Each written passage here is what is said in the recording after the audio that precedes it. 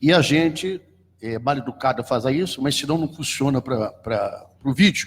A gente apenas abre, sai para ser auditório do nosso presidente Ciro Gomes. Com a palavra, meu companheiro e irmão Ciro Gomes. Obrigado, Lupe. Meu irmão presidente. Bom dia a todas e a todos, a nossos companheiros deputados federais, a nossos companheiros da militância e um especial bom dia aos amigos da imprensa que atenderam ao convite. A nossa ideia, já apresentada aos 100 dias do governo, e com o passar do tempo ela vai ficando mais relevante, a nossa ideia é tentar mudar o ambiente onde o debate político brasileiro tem se ferido. Nós acreditamos que, do jeito que as coisas estão no Brasil, nós estamos não só comprometendo gravemente o presente, mas ameaçando o futuro do país. Porque, se bem observarmos, parece que o ódio hoje é o bom conselheiro, ou é o péssimo conselheiro da esmagadora maioria da militância dos extremos. Então, um lado faz uma bobagem e justifica porque o outro lado fez a bobagem também, aí um outro lado faz a bobagem, o outro faz de conta que não viu, porque não quer ver, porque narrativas completamente fictícias, falseadas, e o nosso povo sofrendo talvez a pior, talvez não, com segurança, a pior crise socioeconômica da história do Brasil. Nós estamos completando 10 anos, os piores 10 anos em matéria de desenvolvimento dos últimos 120 anos. E para sair dessa subjetividade, desses sentimentos de amor, ódio, paixão, simpatia, nós então montamos o que nós estamos chamando de Observatório Trabalhista, e ele vai ser permanentemente atualizado. Daqui a pouco a gente vai avaliar se vale a pena ficar a cada 3 meses, mas como é um governo que está se instalando, nós achamos que o próprio equipamento do debate ajuda, como nós vamos ver, por exemplo, em ciência e tecnologia, eu sei bem o que aconteceu, a instrumentalizar a luta. Porque eleito um governo, o papel de quem não foi eleito, tendo disputado, é vigiar, fiscalizar, cobrar, pressionar para que o governo acerte mais do que erre. Essa é a psicologia nossa do PDT.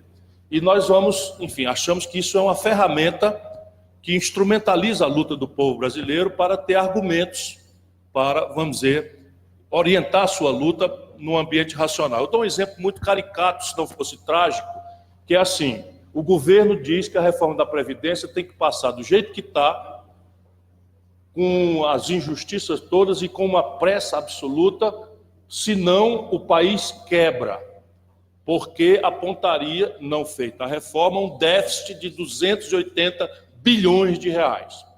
E uma certa oposição entra no mesmo debate, sobre o mesmo assunto, dizendo que a Previdência não tem déficit, que tem lucro.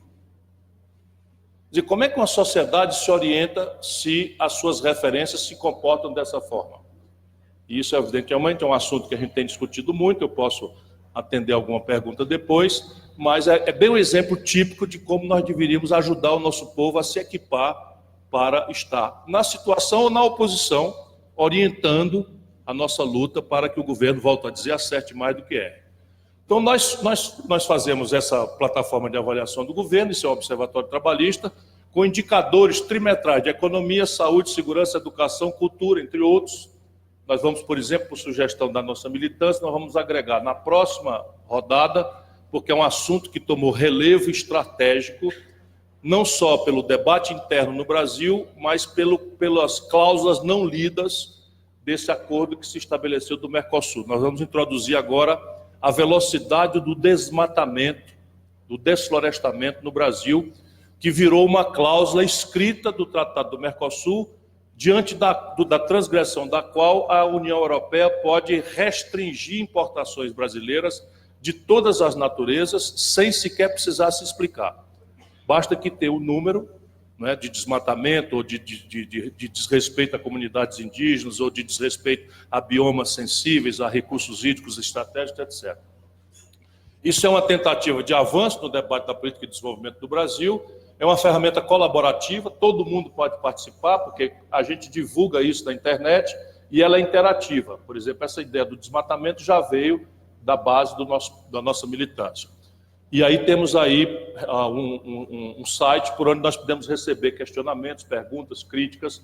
Todos os dados, pode passar, todos os dados são de fonte oficial. Portanto, nós vamos reparar aqui, alguns dados nós temos dificuldade de atualizar, e nós estamos sempre criteriosamente comparando alho com alho e bugalho com bugalho. Ou seja, se nós vamos, por exemplo, comparar o investimento em saúde, nós fazemos o investimento em saúde no mesmo período dos governos anteriores, na mesma data, com as mesmas sazonalidades e a valor constante. Portanto, não tem nenhuma falácia, nenhuma pegadinha, nenhum truque de estatística para que, de fato, a ferramenta seja importante.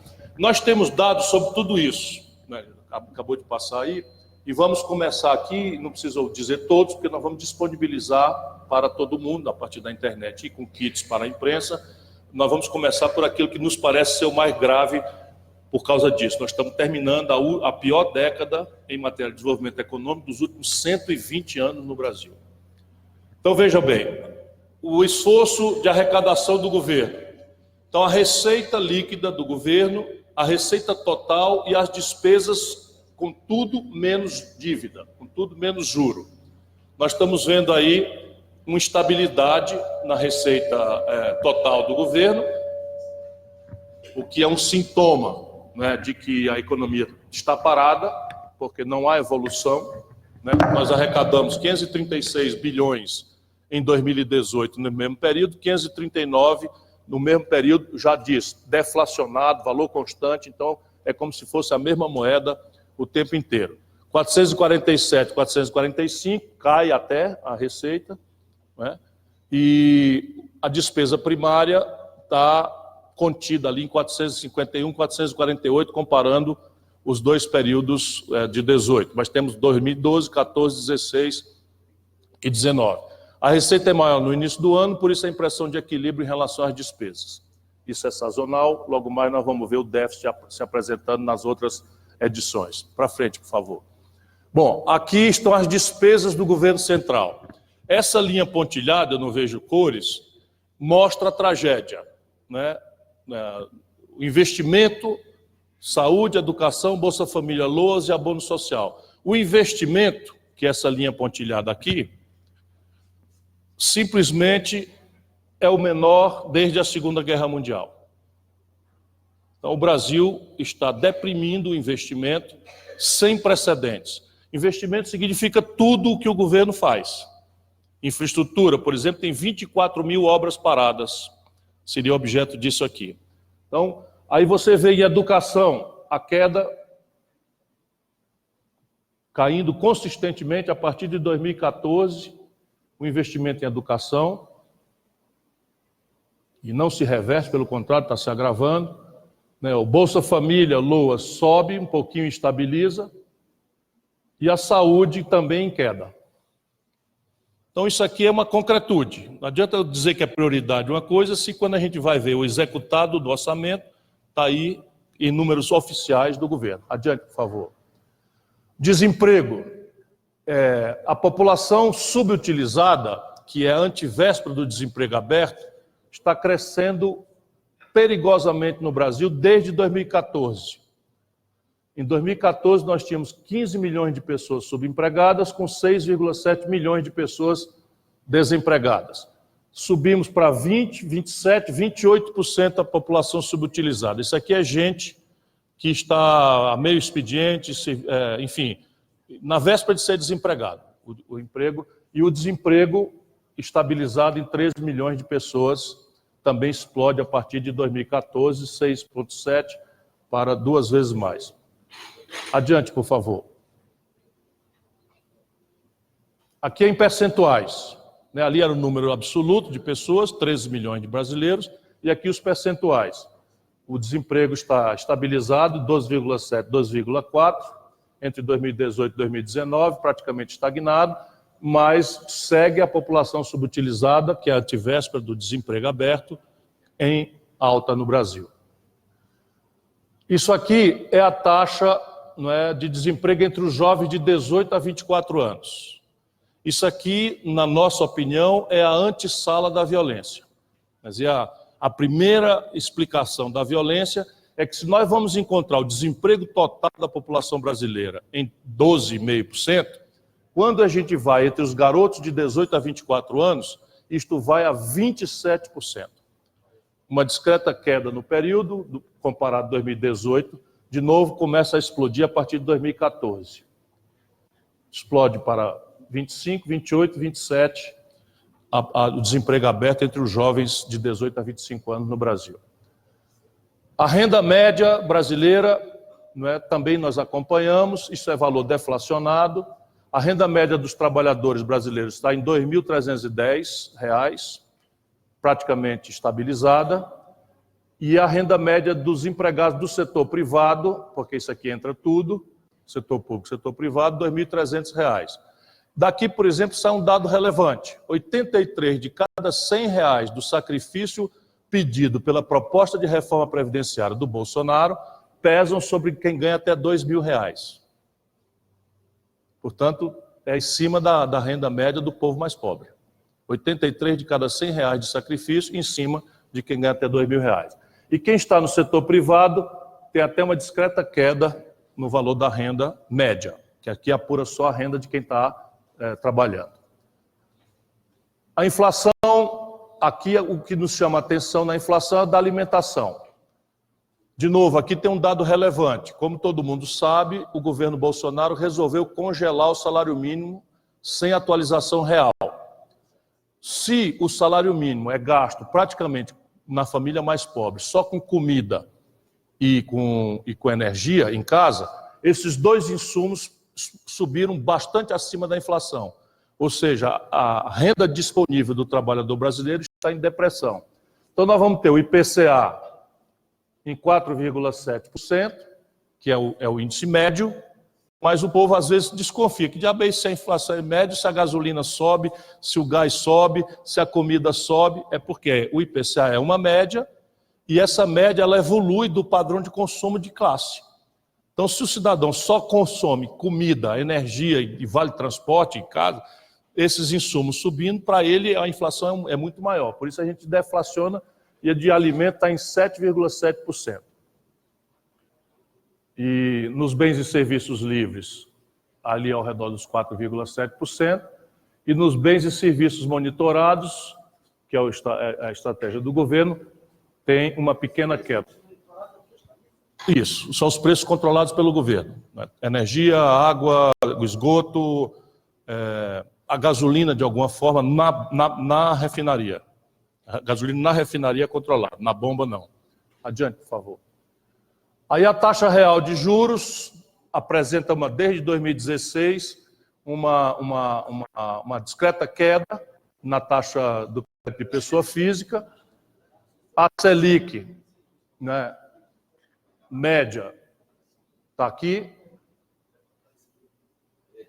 Isso só de janeiro a abril.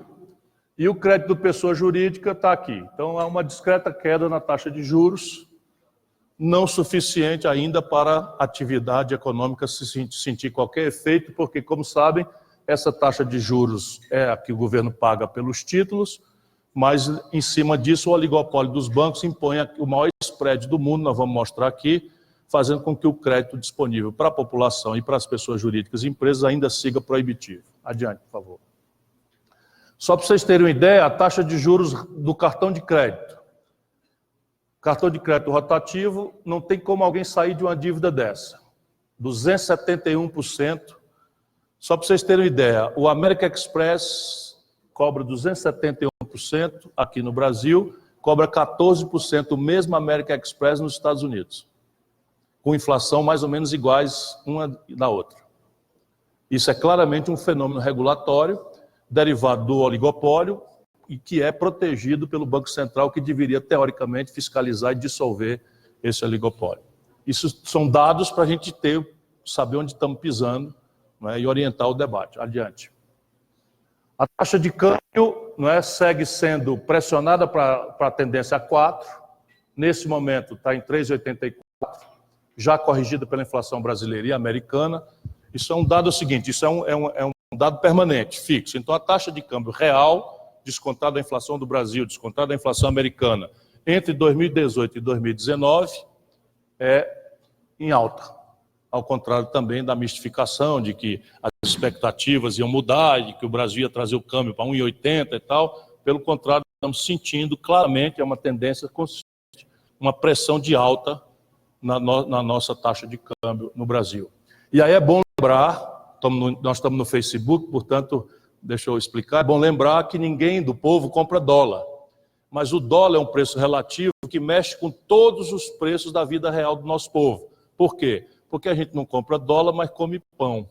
E pão é feito de trigo e o Brasil não produz trigo suficiente, compra trigo de estrangeiro com dólar. Então, se o dólar sobe de 2,60 para 3,80, você vai precisar de mais real para comprar a mesma quantidade de trigo, portanto, o preço do pão acaba subindo. Assim, os remédios, assim, a gasolina, o governo brasileiro está com 1/3 da capacidade de refino do Brasil, da Petrobras, parados, e está importando 206 milhões de barris de gasolina, óleo diesel, em dólar. E aí as pessoas passam a entender por que o preço também sobe para R$5 na bomba, porque agora nós estamos mandando para a bomba de gasolina do Brasil dólar, quando nós podíamos perfeitamente estar produzindo só em real nas refinarias da Petrobras. Tudo crime. Sim. E vão vender e vai piorar. Quer dizer, pretendem vender e vai piorar muito, né? Se o povo brasileiro não reagir, é isso que vai acontecer. Vamos à frente. Aqui é um dos sintomas mais constrangedores para o grande business internacional. Então, todos os países, o tal mercado, olham para o Brasil já com grande insegurança, por isso o reflexo na taxa de câmbio, porque por mais que se faça o que está se fazendo, por mais selvageria que se pratique, por mais é um modelo equivocado. E o que é que acontece? Na hora que a gente faz tudo o que está fazendo e a economia não anda, e o arroxo vai para o limite de constranger todos os consumos das famílias, etc., você vai explodir nesse indicador, que é a dívida pública. Então, todo o desequilíbrio da conta do governo vai virar dívida. E essa dívida está subindo de forma absolutamente perigosa. Ela toma esse galope a partir de 2014, por causa da alta da taxa de juros, e atinge 5,4 trilhões com T de tapioca de reais. Qual é a diferença entre dívida bruta e dívida líquida? Isso é só tecnicalidade. Dívida bruta é toda a dívida que o governo é o devedor. Dívida líquida pega a dívida bruta e diminui aquilo que o governo é credor. Por exemplo, a dívida ativa, os impostos que não foram pagos. Só que essa daqui é exigível à vista. E essa aqui, Deus sabe quando é que entra. Então, a dívida bruta que interessa. Essa é porque ela... e o pior dela é o seguinte, não é o volume. 1000 fraudes estão acontecendo e hoje praticamente 1/4 dela vence em 4 dias. Então nós estamos falando de um ajuste fiscal dentro desse quadro que o Bolsonaro reproduzindo, Paulo Guedes, que já vem do Meirelles, que já vem de tudo, isso aqui simplesmente é insolúvel dentro desta matriz que está aí. Se não mudar o modelo, não tem solução. Isso vai corresponder, adiante por favor, ao indicador internacional. Ela aponta para rapidamente, ainda em 2019, alcançar 80% do PIB. Então aí, por que se compara dívida com PIB na literatura e no mundo? Porque dívida pública no mundo e na literatura, por definição, é de longo prazo. Porque dívida pública corresponde à poupança de longo prazo da sociedade, caderneta de poupança das viúvas, o FGTS dos trabalhadores, o FAT, etc.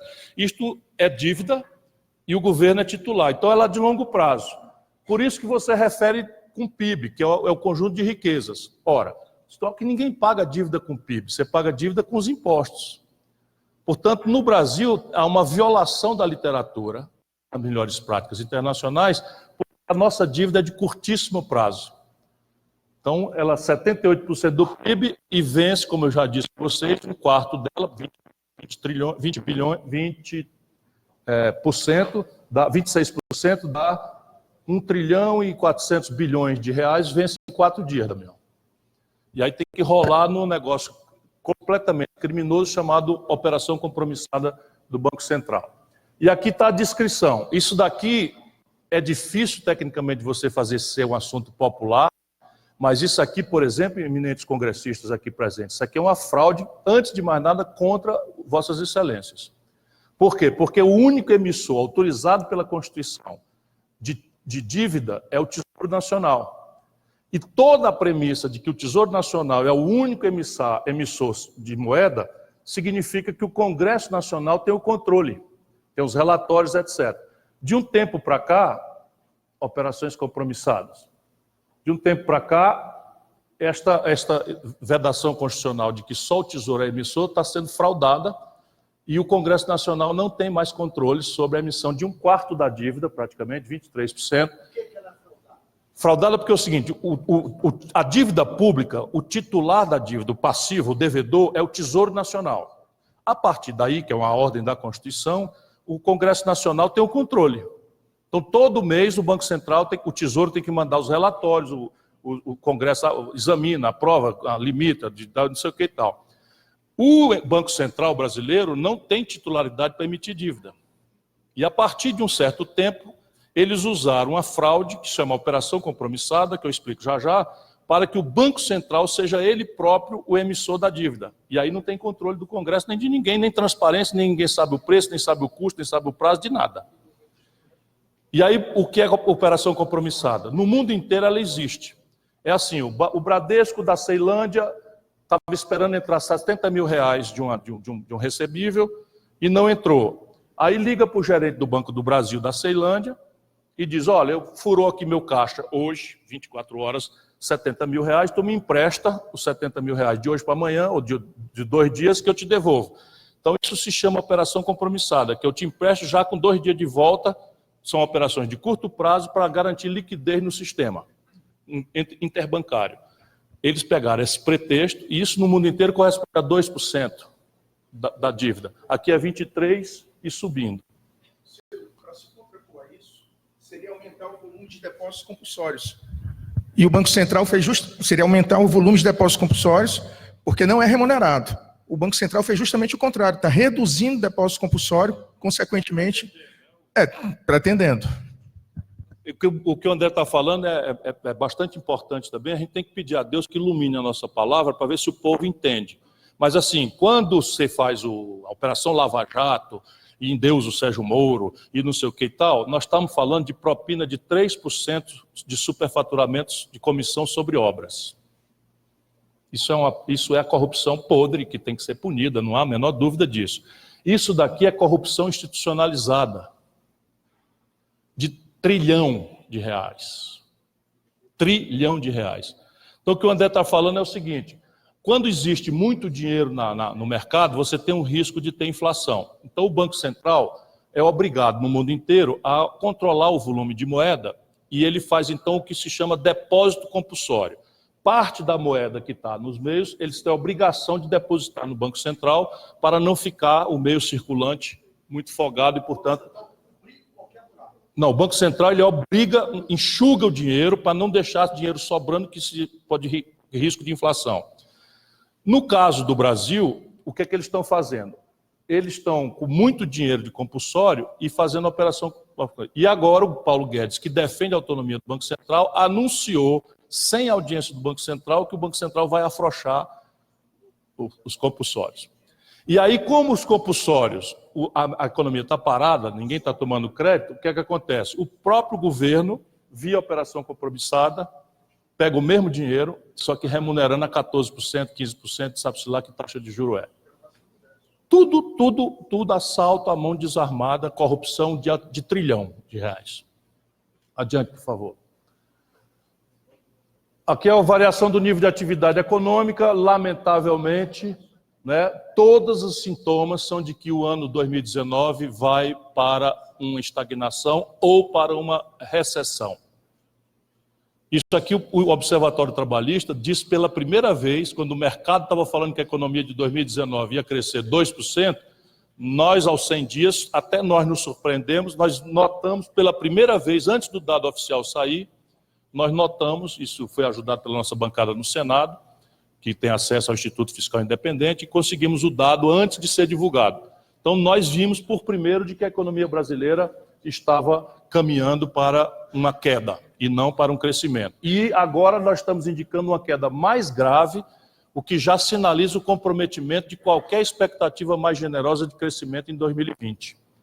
Então, nós já botamos no mato, como a gente chama no Ceará, jogamos fora, jogamos no lixo o ano 2019, e pela severidade da depressão econômica, já estamos influindo para o número de 2020 também não ser expressivo. E a gente decompõe. Então, o volume de vendas do comércio, mesmo que tivesse deprimido, como aconteceu em 2016, que cai de 2014 para 2016, é o pico da depressão, melhora e agora volta a cair o volume do comércio. A produção física da indústria é uma tragédia. Ainda ontem, anteontem, o Rio Grande do Sul fechou 2 indústrias tradicionais. Uma que comprava leite, da Nestlé, e a outra, não lembro bem qual é. O Rio Grande do Sul fechou 2 indústrias relevantes. A DECA. Fechamos 2 indústrias no Rio Grande do Sul, vindo se somar as 13 mil indústrias que foram fechadas no Brasil nos últimos 3 anos. 13 mil indústrias foram fechadas.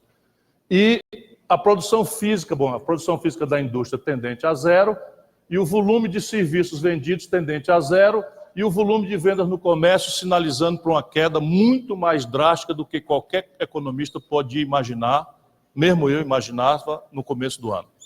Sinal de uma brutal retração na renda do povo. Adiante, por favor.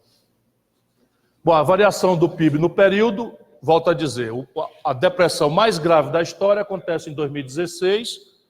Por que eu estou fazendo esses dados aqui? De novo, ódios e paixões à parte. Uma coisa é verdade, o Bolsonaro não produziu a tragédia brasileira. Ele é responsável por corrigir a tragédia brasileira. Portanto, para a gente ser honesto, a tragédia começa aqui.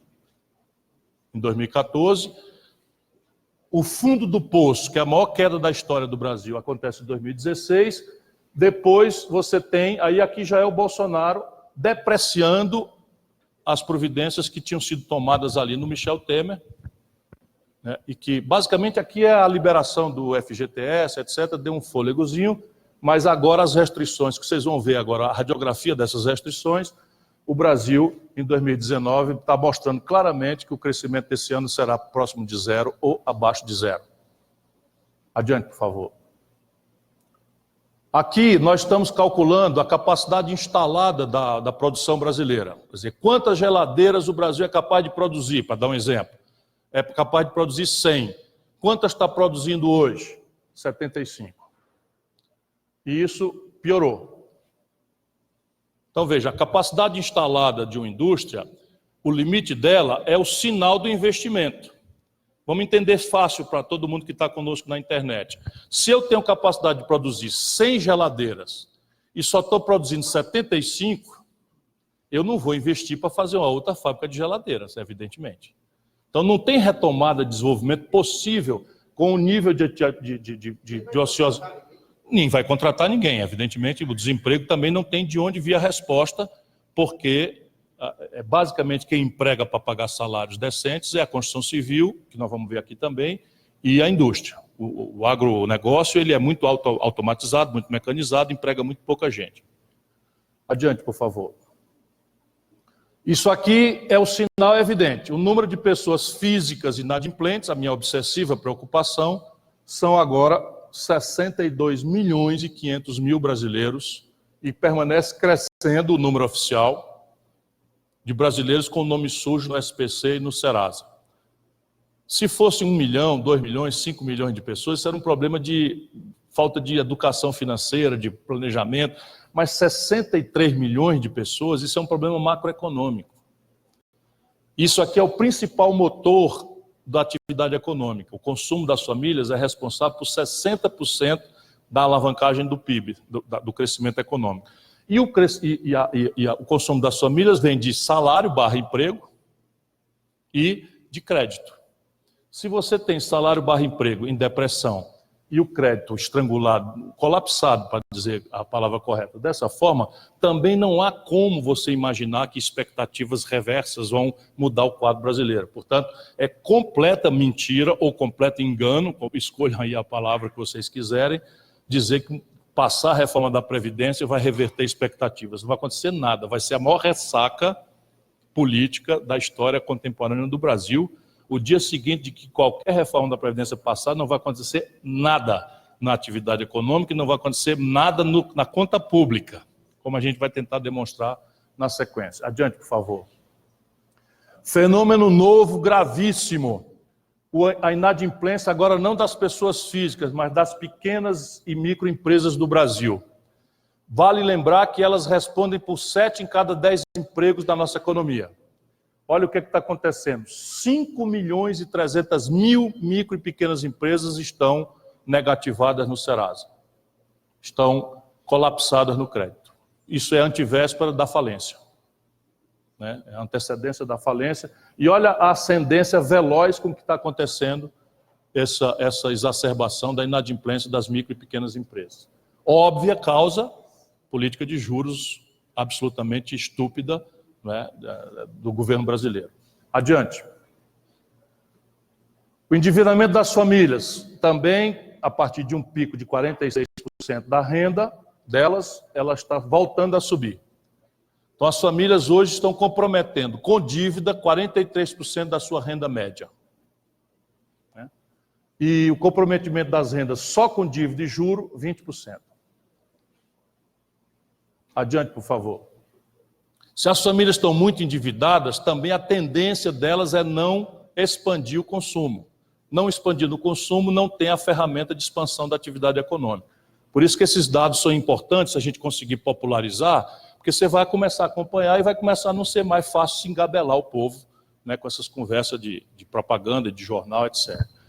Bom, aqui nós temos a aberração das aberrações do mundo, que é o volume de crédito no sistema financeiro brasileiro, a preços de abril de 2019, né, média, entre janeiro e abril, e a fonte sempre é do Banco Central.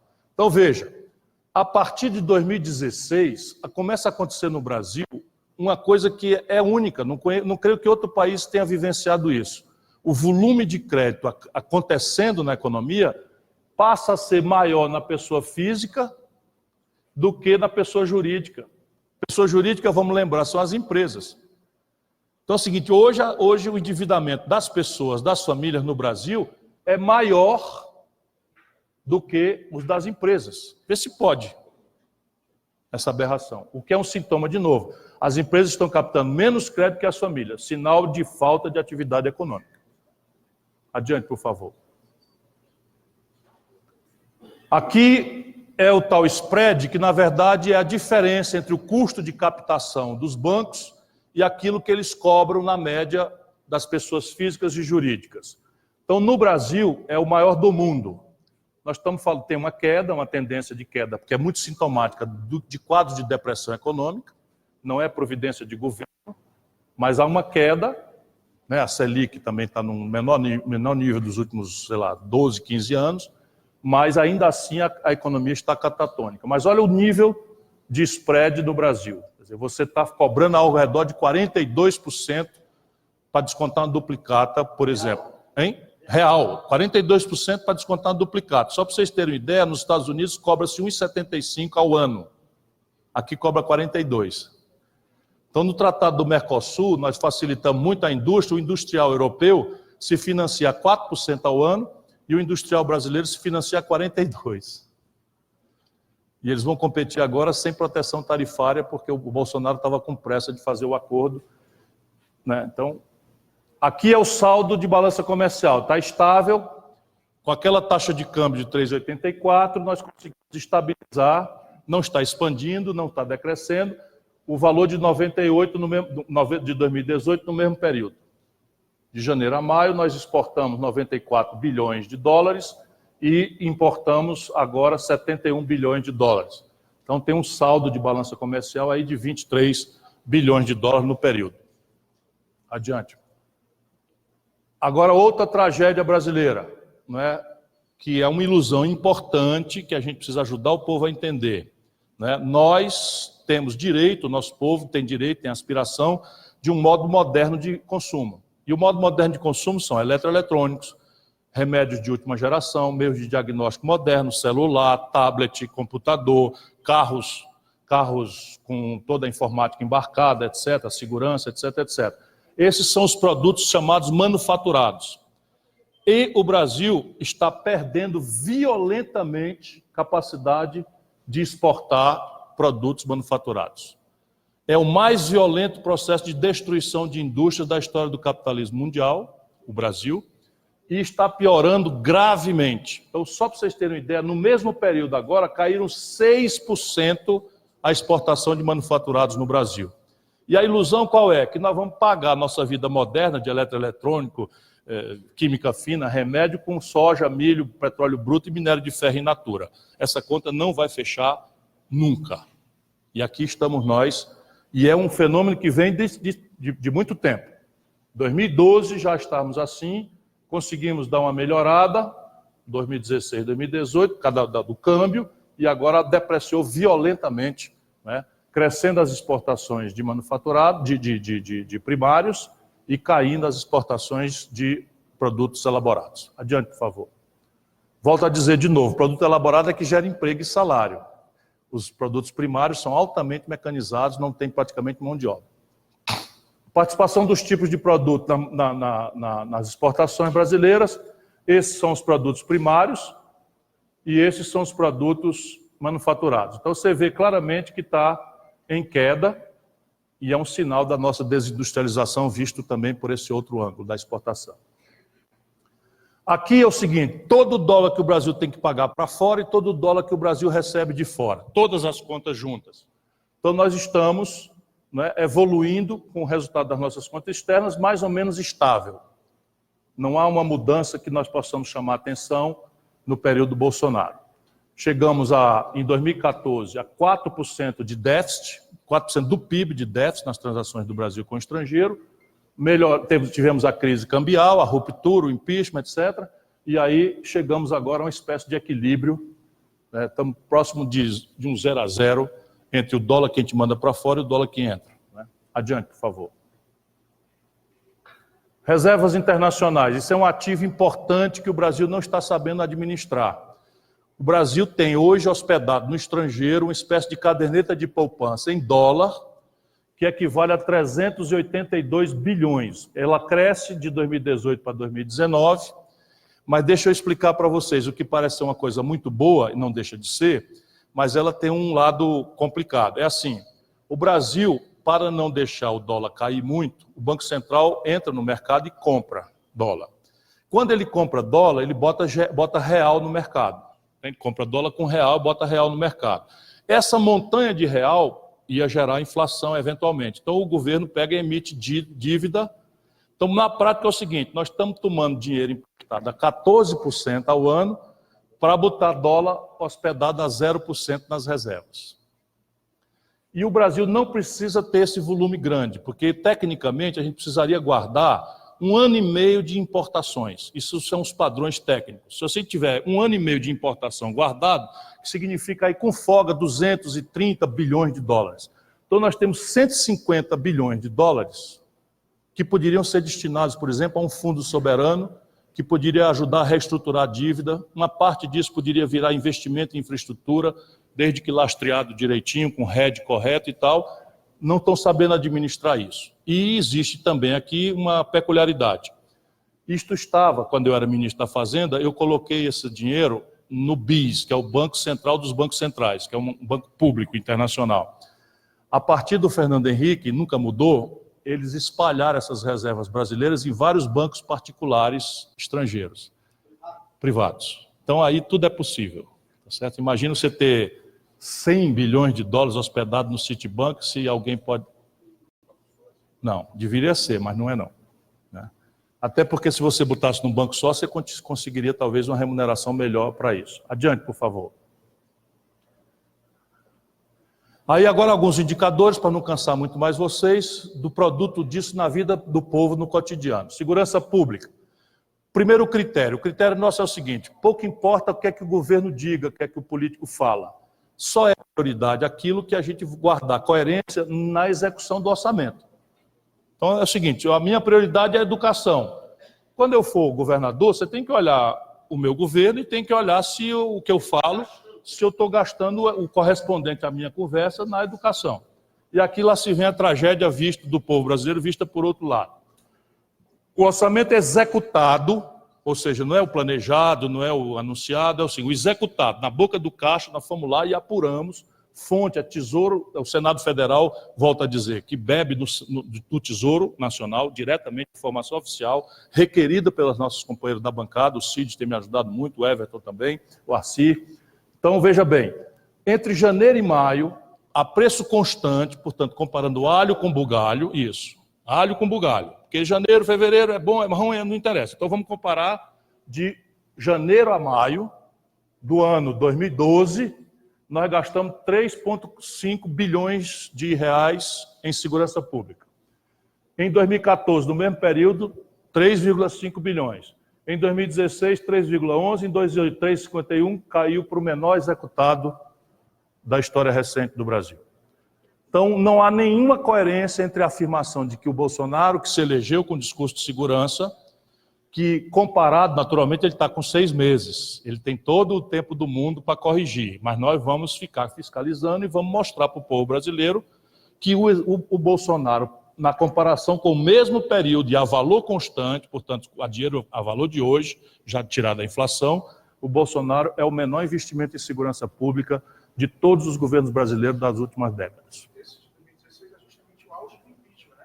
O auge do impeachment, aqui. É, janeiro a maio. Isso. Exatamente. Nós estamos na hora que o país estava parado, nós estamos igual. Boa lembrança do André, está lembrando que esse volume aqui foi no auge do impeachment porque o país estava parado. Nós agora, teoricamente, no momento mágico do governo, estamos no mesmo limite, como se o país parado estivesse. E aqui para nós, 3 bilhões de reais para um Brasil, 3,5 bilhões de reais, isso aqui quer dizer o seguinte, para o governo federal, segurança pública nunca foi prioridade. Porque, para quem conhece finança pública, isso aqui é um tostão dos pequenos. O Ceará deve estar gastando mais ou menos isso daí. O Ceará deve estar gastando mais ou menos isso daqui em segurança pública. Só para você ter uma ideia do ridículo que é a prioridade para a segurança. Oi.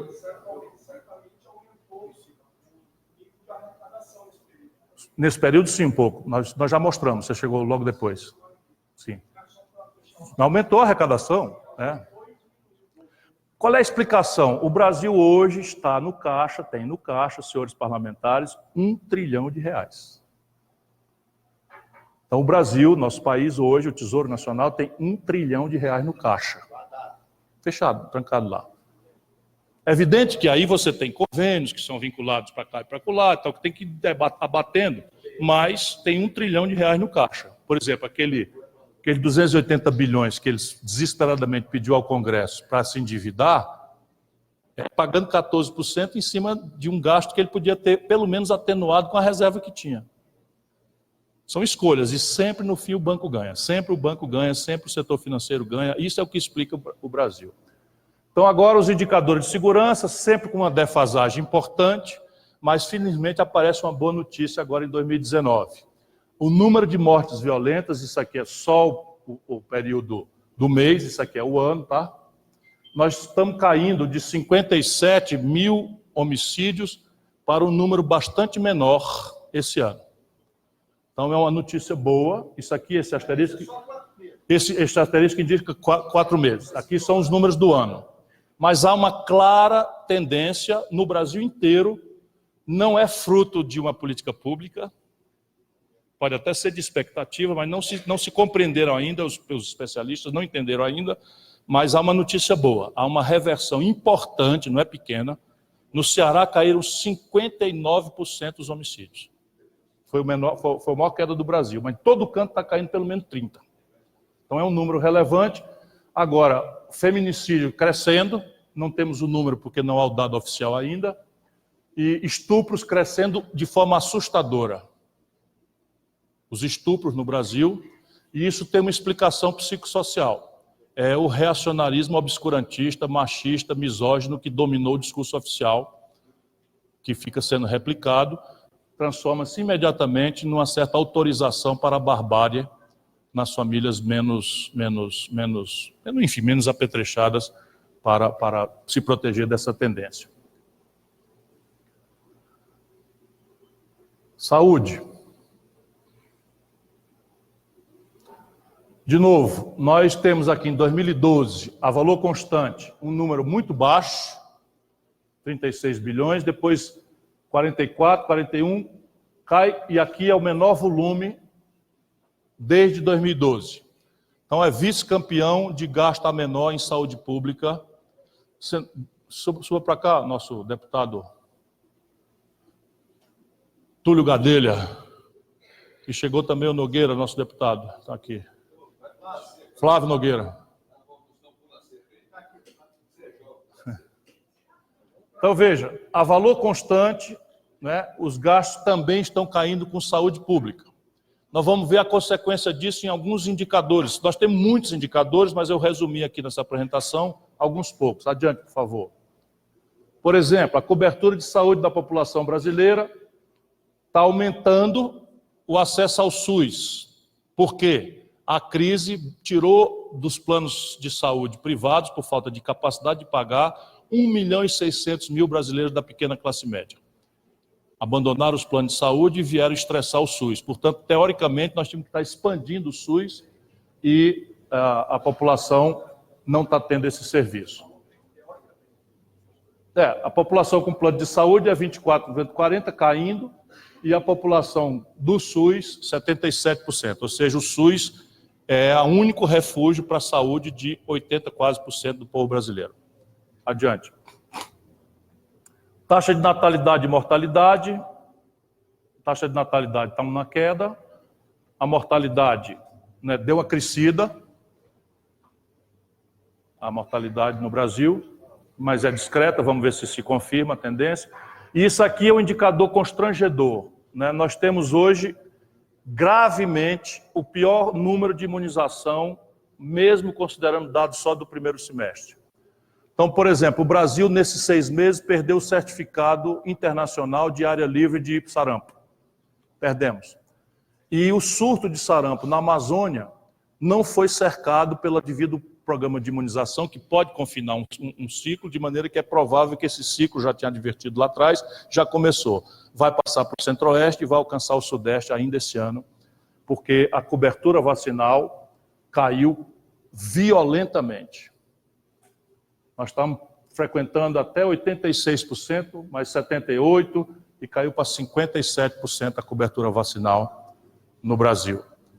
Isso supõe muitos problemas, gravíssimos problemas, e, de novo, é uma ferramenta para a opinião, os sanitaristas, as pessoas que têm capacidade de formular e chamar a atenção do presidente.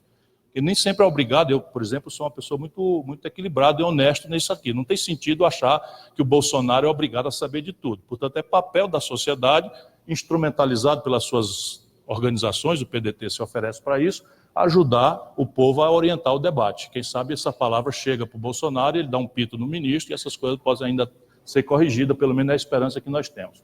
E aí nós abrimos por todos os tipos de doenças mais graves. Adiante, por favor. Educação. Execução orçamentária. Depois de uma depressão monstruosa em 2012, nós também temos o gasto caindo pesadamente em educação. Passa de um limite de 38 bilhões para 33 bilhões, comparando o mesmo período de cada ano, sempre lembrando disso. Então, isso é outra tragédia, numa hora que o Brasil precisa desesperadamente expandir o gasto com a educação. Adiante, por favor. E aí as matrículas, nós vamos acompanhar, né? Crianças em creche é um dado que está melhorando bastante no Brasil por conta de ações locais. É bom que a gente traga essas boas notícias também, mas ainda é muito pífio o número de crianças brasileiras necessitando de creche que estão nelas abrigados. Então, só 29 de cada 100 crianças na idade de creche estão chegando. Nós vamos chegar a 50% em Fortaleza, os dados que eu acompanho mais de perto, 50%, que é quase o dobro da média brasileira, e isso é ridículo para um país como o nosso. Lembrando que, quanto mais pobre a família, mais dramática é a necessidade desse tipo de serviço. Porque a mulher, para além de ter direito de ter um filho bem protegido, ela tem a dupla jornada de trabalho, portanto, se ela não puder deixar o filho bem cuidado, e todas as neurociências modernas demonstram que é nessa idade, de 0 a 3 anos, que a criança desenha praticamente as suas capacidades cognitivas futuras. Se não acudir nessa hora com socialização, com comida, com assistência médica odontológica, pode se estar perdendo como de fato se estão perdendo muitos filhos dos brasileiros. Adiante, por favor. Bom, volta só uma para chamar a atenção de uma coisa aqui. O ensino superior, né? A quantidade de jovens no ensino superior brasileiro é esse triângulo aqui, ó. Só para vocês terem ideia, esse número na Colômbia, ou seja, entre 18 e 25 anos, só 25% dos brasileiros têm acesso à universidade. Na Colômbia é 42%. Em Cuba é 50%, que é mais pobre do que o Ceará. Só para vocês verem a aberração. E sem isso aqui, não há ciência e tecnologia, não há inovação, não há capacidade de sofisticação econômica de nenhuma natureza. E nós estamos restringindo a expansão da educação. Aí estudo e emprego, né? Jovens de 15 a 29 anos que não estudam nem trabalham. Olha o tamanho da tragédia. 1 em cada 4 garotos e garotas de 18 a 25 anos estão nessa condição que, ironicamente, os técnicos estão chamando de nem-nem. De 15 a 29, isso, correto.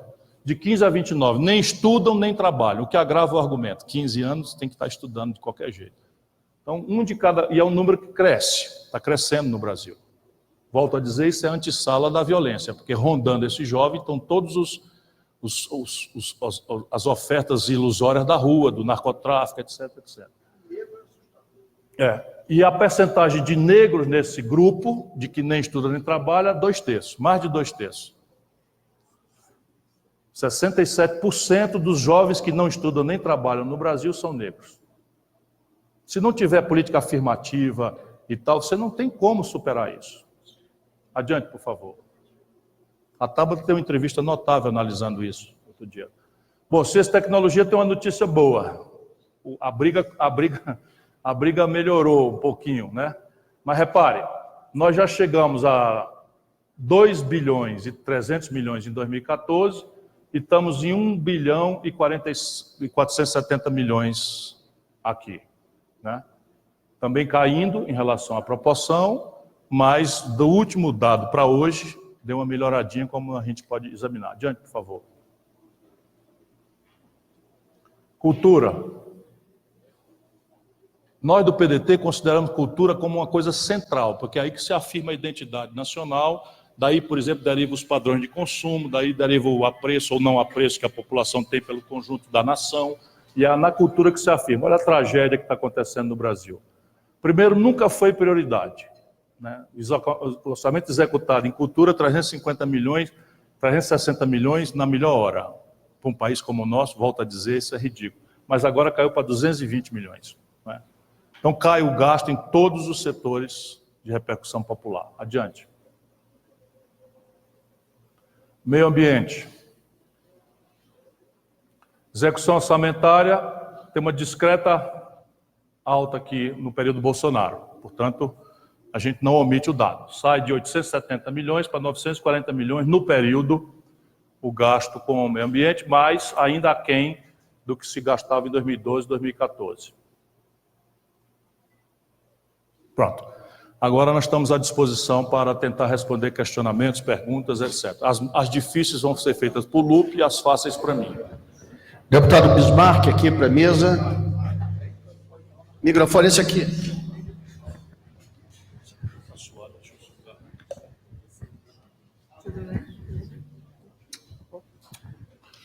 Bom dia. O meu nome é Paola Braga, eu estou secretária executiva de Cultura de Fortaleza e gostaria de perguntar a sua opinião sobre o desmonte acelerado da cultura no Brasil. Nós sofremos a extinção do MINC, né, do Ministério da Cultura, e atualmente nós estamos vendo centros culturais ligados aos bancos públicos também prestes a fechar, né? 70% do orçamento para a cultura do BNB já foi cortado esse ano. O Centro Cultural da Caixa Econômica também está a galope para fechar, né? E a gente, a classe cultural não consegue nem reagir na velocidade do desmonte, né? Com muito custo, a gente conseguiu que o recurso da loteria para o Fundo Nacional de Cultura não fosse integralmente para o Fundo de Segurança, que a gente inclusive não viu aí para onde esse dinheiro desse fundo foi, porque foi tirado da educação, mas não conseguiram tirar da cultura, mas esse recurso também não vem para os municípios e para os estados. Então, eu queria saber a sua opinião sobre isso, por favor.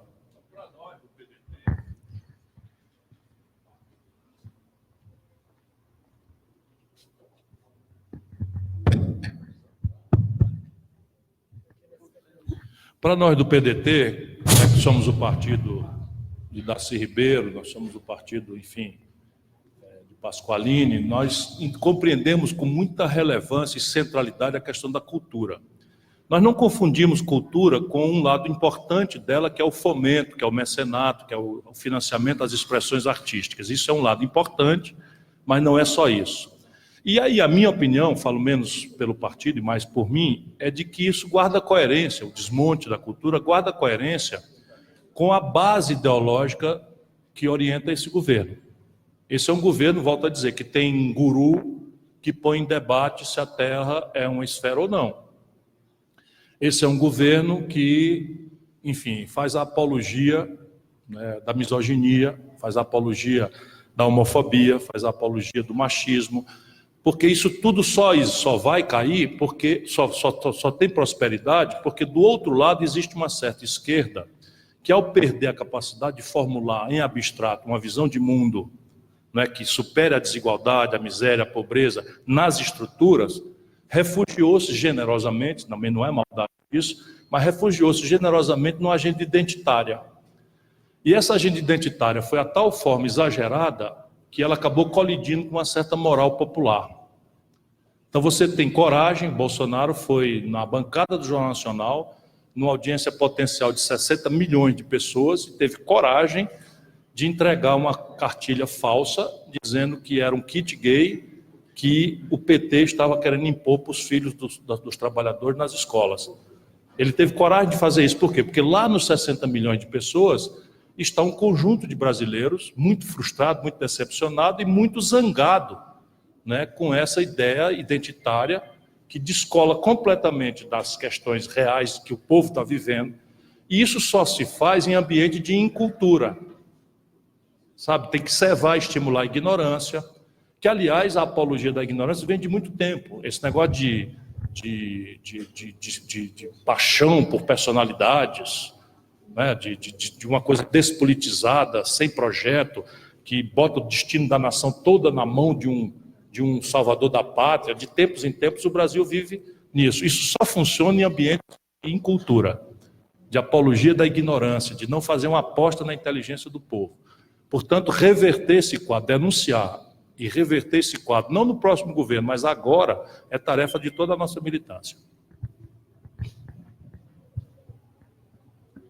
Bom dia, Gabriel, do Jornal o Globo. O senhor disse que é alguma mentira de que a reforma da Previdência vai reverter expectativas. Será que poderia elaborar um pouquinho para a gente? Obrigado. Porque, repara, as expectativas, elas são muito melhor informadas do que a propaganda faz supor. Então, veja, uma nação que tem 75% de capacidade instalada ocupada apenas, vai reverter essa capacidade instalada para 80%, 85%, 90%, porque a reforma da Previdência vai passar? Qual é o efeito disso na renda do povo? No primeiro momento, é gradualmente uma coisa restritiva. Só dar um exemplo, a média das aposentadorias, passando esse relatório, cai 13%. Por que cai 13%? Por um truquezinho que eles meteram lá na reforma, que ninguém tem direito de ajudar o povo a entender, porque a grande mídia não... Talvez é porque é um assunto árido e tal. Mas repare, hoje, a lei em vigor manda que você desconsidere os 20% de salários menores. Você começou estagiário, ganhando salário mínimo e meio, aí profissionalizou-se e tal. Então, por isto, o legislador manda tirar do cálculo do seu valor de aposentadoria os 20% menores salários e calcula sobre os 80 maiores. Com essa reforma, eles retroagem a toda. Se você retroage a toda, a queda na aposentadoria média doravante é de 13%. Isso ajuda ou desajuda o consumo? Isso ativa ou desativa a economia? Esta providência. Agora vamos pelo lado fiscal.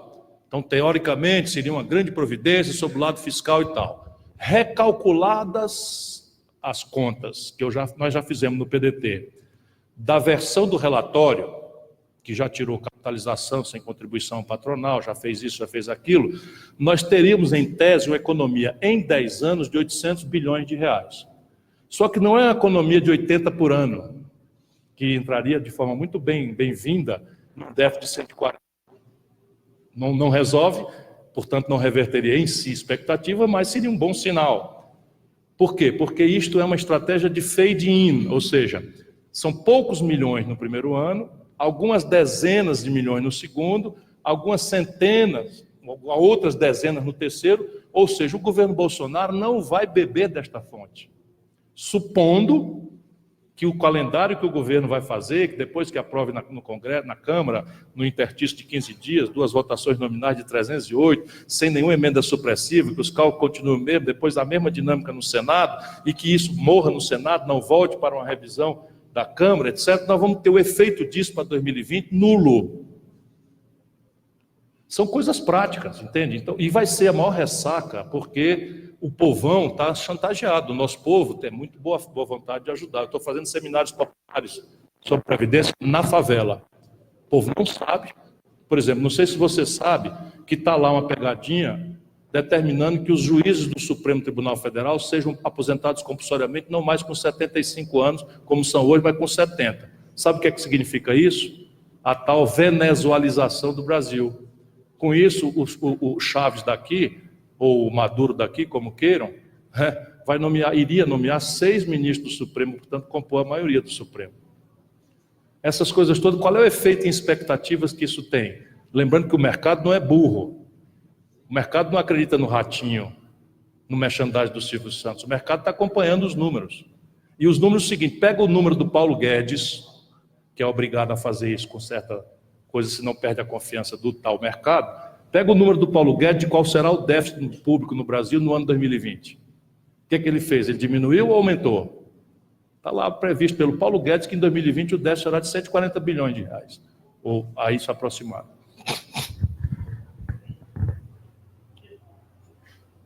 Doutor Ciro, Eumano Silva, Portal Metrópolis. Minha pergunta é em relação ao acordo Mercosul-União Europeia. O senhor fez algumas referências aí durante a entrevista, durante sua apresentação. Eu queria a sua opinião geral sobre o acordo. O princípio, isso não deve nos assustar, deve ser o livre comércio.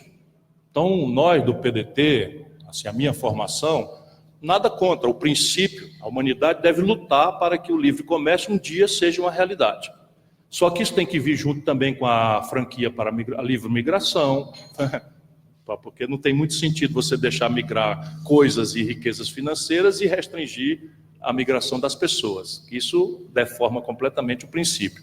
Mas, isto dito, o mundo está muito longe de poder praticar isso. E eu não li o acordo ainda, como ninguém pôde ler ainda o acordo,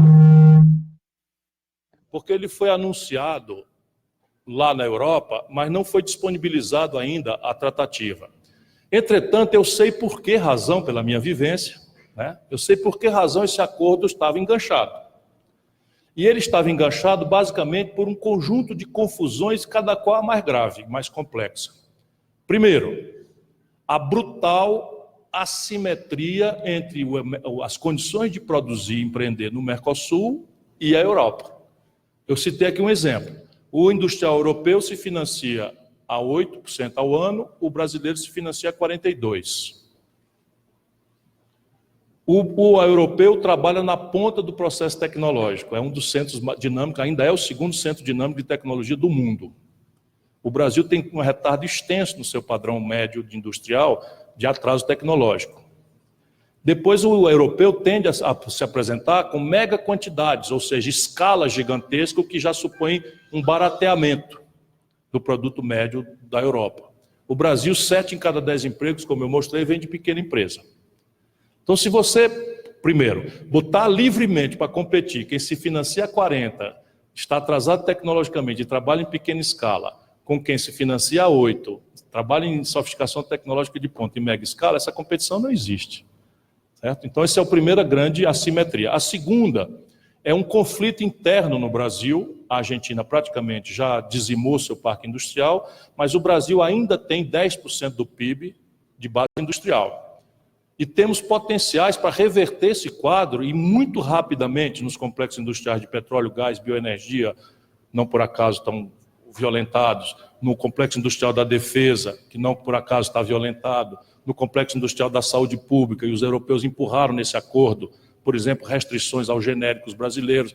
Enfim, há uma série de potenciais que eles todos estão minando, destruindo as potencialidades do Brasil, voltar a ter 30% do PIB de base industrial, que é o que paga a conta. Então, o que acontece? A indústria brasileira hoje está liderada por pelegos. Então, o presidente da CNI é um falido, não tem mais indústria, e sai batendo palma para um negócio que vai acabar de liquidar a indústria brasileira. Enquanto isso, o agronegócio tem prevalência. E aí, o que é o agronegócio? É o inverso. O agronegócio brasileiro se financia a juros subsidiados, mais barato do que o juro europeu. O agronegócio brasileiro é sofisticado, do ponto de vista tecnológico, na repercussão da produtividade. O agregado tecnológico aí é mínimo, mas a produtividade brasileira, água, chão, sol, Embrapa, não sei o que e tal, é mais mais competitivo do que eles, e nós temos escala. Nesses produtos, o que é que os europeus empurraram no acordo? Empurraram a faculdade de, por razões ambientais, desacatarem o livre comércio, do ponto de vista de agropastoris, produtos agropastoris, a razão de meio ambiente. Aí quem achar que é por acaso que o Macron levanta a voz contra o Brasil na questão ambiental, que a Angela Merkel quer ter uma conversa cara a cara com o Bolsonaro, por conta só quem é abestado, como diria o meu conterrâneo Tiririca, é que acredita que isso é amor mesmo ao meio ambiente. Isso tudo já é o plantio. Como eles pediram à Suécia, e a Suécia já fez, está proibido entrar produto agropastoril na maior rede de supermercado da Suécia. Eles já estão fazendo, antes da assinatura, já deram um sinal. O que é a vida normal do mundo? O mundo não é um encontro de pessoas de boa fé. O mundo é um choque de interesses, é uma guerra de interesses. Basta ver o que está acontecendo entre China e Europa, e Estados Unidos. Agora, em princípio, isso daí são as duas grandes questões, né? Você tem a facilidade ao Brasil restrita e com possibilidades de fuga pelas restrições ambientais. Por exemplo, está proibido lá, eu quero ver quando o agronegócio souber mesmo do que está acontecendo, esse bando de reacionário aí do centro-oeste do Brasil, eu quero saber, quando eles lerem lá a clausulazinha, dizendo que o Brasil se comprometeu a diminuir a quantidade de agrotóxico na... Então fica aqui, o Bolsonaro autorizou 239 agrotóxicos em menos de 6 meses de governo, mais de 40 deles, princípios ativos, banidos da Europa, transformados em ilegais. E o Bolsonaro assina um acordo dizendo que os produtos brasileiros agora não podem mais chegar na Europa carregando os agrotóxicos que ele licenciou.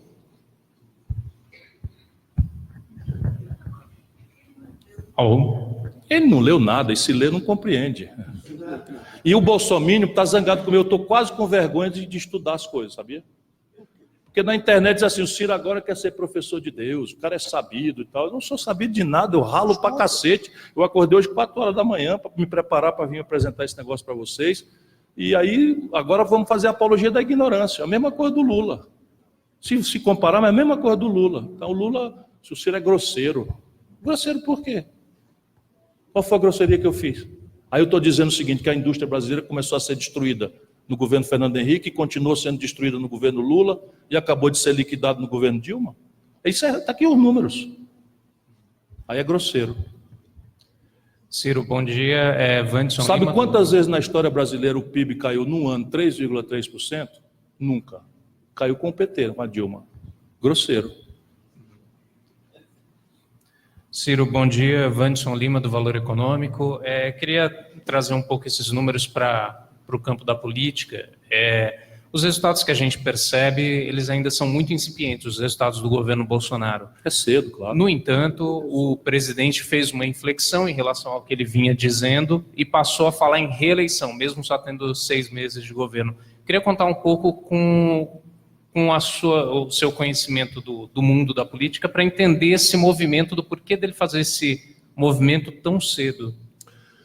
Veja, a reeleição, na minha opinião, é uma impertinência grave que o Fernando Henrique introduziu no nossa estrutura institucional. Porque num caso como o Brasil, de uma justiça eleitoral completamente frágil em relação especialmente às novas linguagens de abuso de poder econômico, com fake news, com impulsionamento feito a partir de robôs hospedados em supercomputadores no estrangeiro, financiado com dinheiro estrangeiro, enfim, tudo isso é uma impertinência, já era e continua sendo. Porém, dado que está no receituário brasileiro, o que é que ela na prática virou? Ela virou um mandato de 8 anos com um plebiscito no meio. E isto é o fato. Porque quando você tem uma reeleição, 100% dos eleitores olham por primeiro se vão votar ou não na situação. E depois que decidem que não vão votar, é que vão procurar qual alternativa, porque necessariamente é fragmentária. Portanto, a polarização é quase natural. Então, é prudente que nós tenhamos humildade e olhemos o quadro como ele é. Ele, o Bolsonaro, tem um mandato de 8 anos e vai ter que passar por um plebiscito daqui a 4. Qual é a tendência de hoje? A tendência de hoje, por tudo que a gente indica, porque o que importa é a economia e a condição de vida do povo, é que ele não está entendendo o problema, o posto Ipiranga dele não entende o problema e a terapêutica está errada. Portanto, agora o que é que se supõe daqui até lá? Maravilhas ou tragédias do presidencialismo? Uma brutal guinada. Daqui a pouco, vamos lá, o Guedes queima o fusível, ele põe para fora, traz alguém aí. A Dilma não botou o Levi? A senhora não gostou de eu ter mencionado. A Dilma botou o Levi. Botou o Levi, ministro da Fazenda. O PT nomeou o Levi, como já tinha nomeado o Meirelles, né, do Banco Central. E pronto, o presidencialismo, trágica ou benfazejamente, tem essa capacidade. E aí Deus é quem sabe que tipo de guinada ele pode fazer, mas ele pode fazer. Veja, a guinada necessária é para entender o problema. E a terapêutica deriva do bom diagnóstico. Então, se você tem um diagnóstico em que o problema do Brasil é estabelecer um receituário que está desmoralizado tecnicamente a partir da vivência de 2008, ninguém mais qualificado tecnicamente no mundo defende o consenso de Washington tal como ele foi formulado. Não quer dizer que abandonaram as premissas liberais, não, está muito longe disso. A humanidade está meio que sem muita alternativa. Mas todo mundo já percebeu, e aí quando você olha o experimento prático, o que é que o Trump está fazendo? O Trump está fazendo, em pleno epicentro do capitalismo mundial, política industrial e de comércio exterior. Está discutindo taxa de câmbio. Então, e o Brasil está fazendo o oposto. Então, quando você privatiza, é preciso entender o que é que a privatização é, especialmente por mim, que nunca fui contra. Eu acho que a privatização é uma ferramenta que você deve usar conforme o plano que você estabeleceu, qual é o papel que o capital privado, internacional ou nacional deve ter no seu grande projeto. Mas vamos lá, o Brasil o que é que está fazendo? Está privatizando não tradables, não comercializáveis. Ou seja, nós estamos gerando um passivo externo em dólar infinanciável. O que assina, assim que a gente vê a precariedade desse perfil de reservas do Brasil, né, porque é um perfil de reservas, sabe-se lá qual a consistência disso. Na hora que a gente perceber isso, esse passivo externo líquido fica com uma fratura exposta. Resultado, lá se vê um velho filme que liquidou o Fernando Henrique e que liquidou o PT com a Dilma. Desvalorização cambial selvagem, correia de transmissão instantânea para os preços, inflação, e aí, olha o diagnóstico errado. Mete uma taxa de juros que não tem nenhum efeito sobre esse tipo de inflação. Qual é o efeito que a taxa de juros tem sobre o preço do pão que subiu porque o trigo subiu, porque o dólar subiu?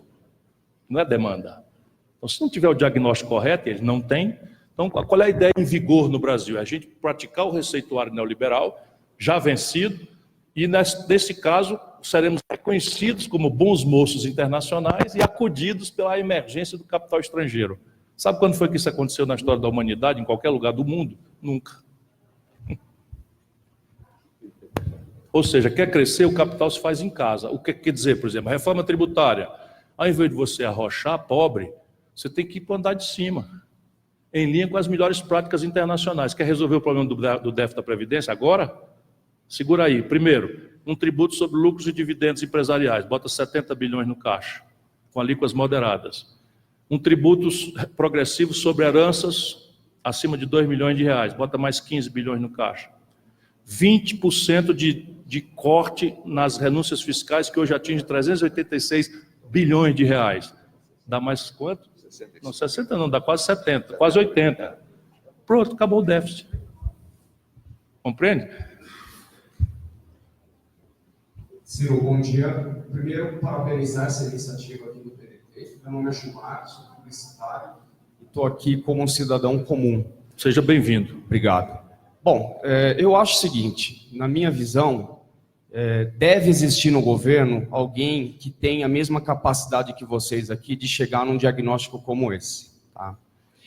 Onde que eu quero chegar com essa colocação? Existe uma imbecilização da política, né? Eu não sei se essa imbecilização da política levou a essa polarização. É que nem aquela coisa lá, se vende mais porque é fresquinho, se é fresquinho porque vende mais. O fato é o seguinte, o que cabe a um presidente nessa guerra de narrativa? Porque não é possível que é só uma questão técnica, é muito além do que isso. Qual a sua visão sobre isso? É muito mais do que uma questão técnica, mas é também e gravemente uma questão técnica. Mas é uma questão de concepção, né? Você está na vida achando que a diferença entre as pessoas é uma consequência fatal das forças da gravidade? Eu não concordo com isso. Nós aqui que nos reunimos no PDT, inspirado pelo Leonel Brizola, Getúlio e tal, nós não acreditamos nisso. Nós achamos que estamos na vida para fazer o que tiver ao nosso alcance, para dar oportunidade para as pessoas evoluírem, crescerem, superarem os seus atavismos. Você imagina a desigualdade que é um menino nascer na favela da Rocinha ou nascer na aldeota em Fortaleza. Isso não tem mérito que resolva. É bem verdade que você tem casos extraordinários. A Tabata Amaral nasceu numa favela de São Paulo e está com 2 diplomas de Harvard. Mas é 1 milhão. Como ela diz, a escola pública virou uma usina de destruição de sonhos. Então, e essa gente que está no governo não tem esta concepção. Isso é a primeira grande questão, não tem empatia, sabe?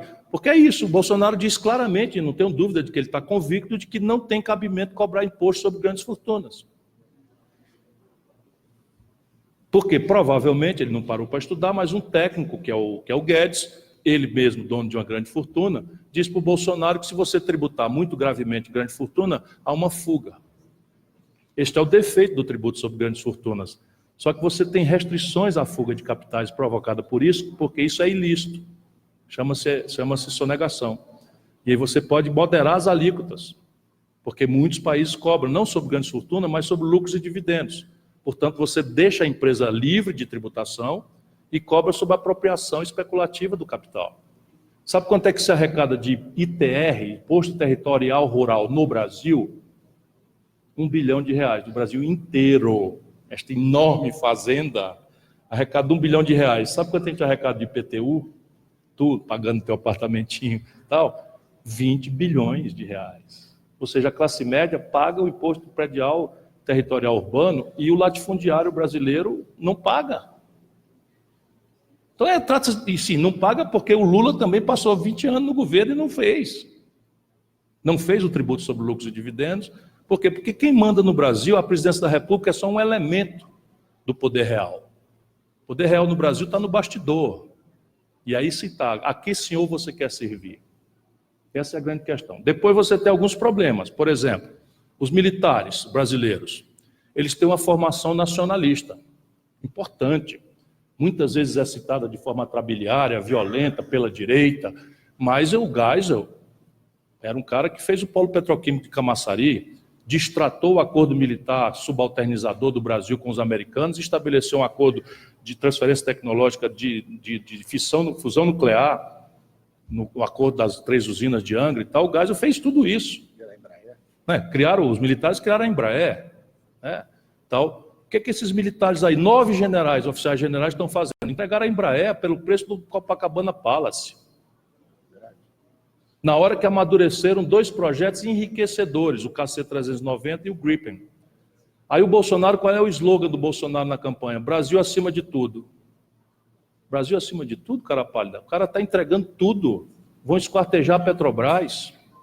Isso assim, e eu não sou nenhum fanático em homenagem a corporativismo, não. Não mesmo. A questão é a seguinte, que no mundo do petróleo só tem 80% estatais e 20% um oligopólio. Nenhum país que tem o excedente de petróleo do Brasil entrega para privado. Nenhum.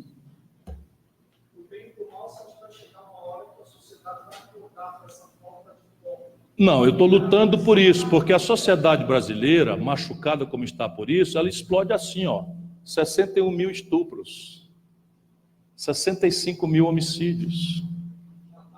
Já está acontecendo, só que o lumpen não é politizado. Nosso papel é tentar criar uma ferramenta e tentar trazer o debate para a inteligência e não para paixões, tem? Sim, tudo bem. Agora inventaram esse negócio. Mas aí é o seguinte, conhecereis a verdade e ela vos libertará. Pronto, falei. Né? Eu conheço a Bíblia, Manuel Dias, meu amigo querido. Chegue para cá. Bom dia, Bom presidente Lupe, deputados, senadores, presidente Ciro. Eu sou o Thales, trabalho com o deputado estadual Carlos Cabral, aqui do PDT de Goiás, e sou professor de História. A gente tem convivido muito com o ambiente acadêmico, um receio muito grande do que está por vir. Cortes orçamentários às universidades, sucateamento dos institutos federais tecnológicos. Gostaria que o senhor comentasse um pouco sobre esse projeto educacional que está em curso no Brasil. Na verdade, no Brasil não há projeto. Então você tem hoje uma tática que é aquilo que eu falei. Vamos fazer um corte, a obsessão é virar o déficit primário em superávit primário num prazo de 1 ano, de 2 anos, de 3 anos, mesmo que isto seja feito a qualquer custo. Então isso é o que está em marcha para a gente entender no Brasil. Não é por maldade, é uma crença por intoxicação ideológica, de que isto feito, o Brasil reverte expectativas e seremos destino de capitais estrangeiros que vão nos redimir. Já disse que não há precedente na história do mundo, etc. Entretanto, nós do PDT fomos mal compreendidos quando a gente abriu um diálogo com o Rodrigo Maia. Fomos criticados por isso. E hoje, cada dia que passa, isso é só um símbolo de como nós resolvemos atuar no Congresso. Então, veja um exemplo prático. Quando acabou a eleição, nós chegamos à conclusão, com muita dor, que nós perdemos. Tem gente que parece que não entendeu ainda. Nós chegamos à conclusão, doeu pra cacete, nós chegamos à conclusão, doeu muito, mas nós perdemos a eleição. Sob o ponto de vista do parlamento, assim, a derrota é assim, 513, nós somos 130. Nós tudinho. Os vermelhinhos, os rosas, sabe, tudinho junto, só dá 130 em 513. O que é que a gente deve fazer? Torcer para o circo pegar fogo, para a gente rir da cara do palhaço, botar defeito em tudo, jogar pedra, esculhambar e faturar por daqui 4 anos a tragédia e tal. Nós do PDT repugnamos essa ideia. Nós achamos que o palhaço, nesse caso, é o povo brasileiro. Então resolvemos fazer o seguinte, nós vamos atuar para conter danos. Nós vamos atuar para chamar o Jair Bolsonaro para o jogo democrático. Por isso nós nos chamamos de oposição propositiva e estamos trabalhando com a frequência igual de campanha, porque nós não desconhecemos o problema, nós apostamos nos números, nós vamos lá e nós denunciamos e propomos uma coisa alternativa, tentando ver se o povo vê que a saída para o Brasil é essa dinâmica para todo mundo, não é só para nós. Resultado prático na tua pergunta. No primeiro momento, nós reforçamos as manifestações de rua, os estudantes brasileiros fizeram história, os professores fizeram história, e o governo ouviu.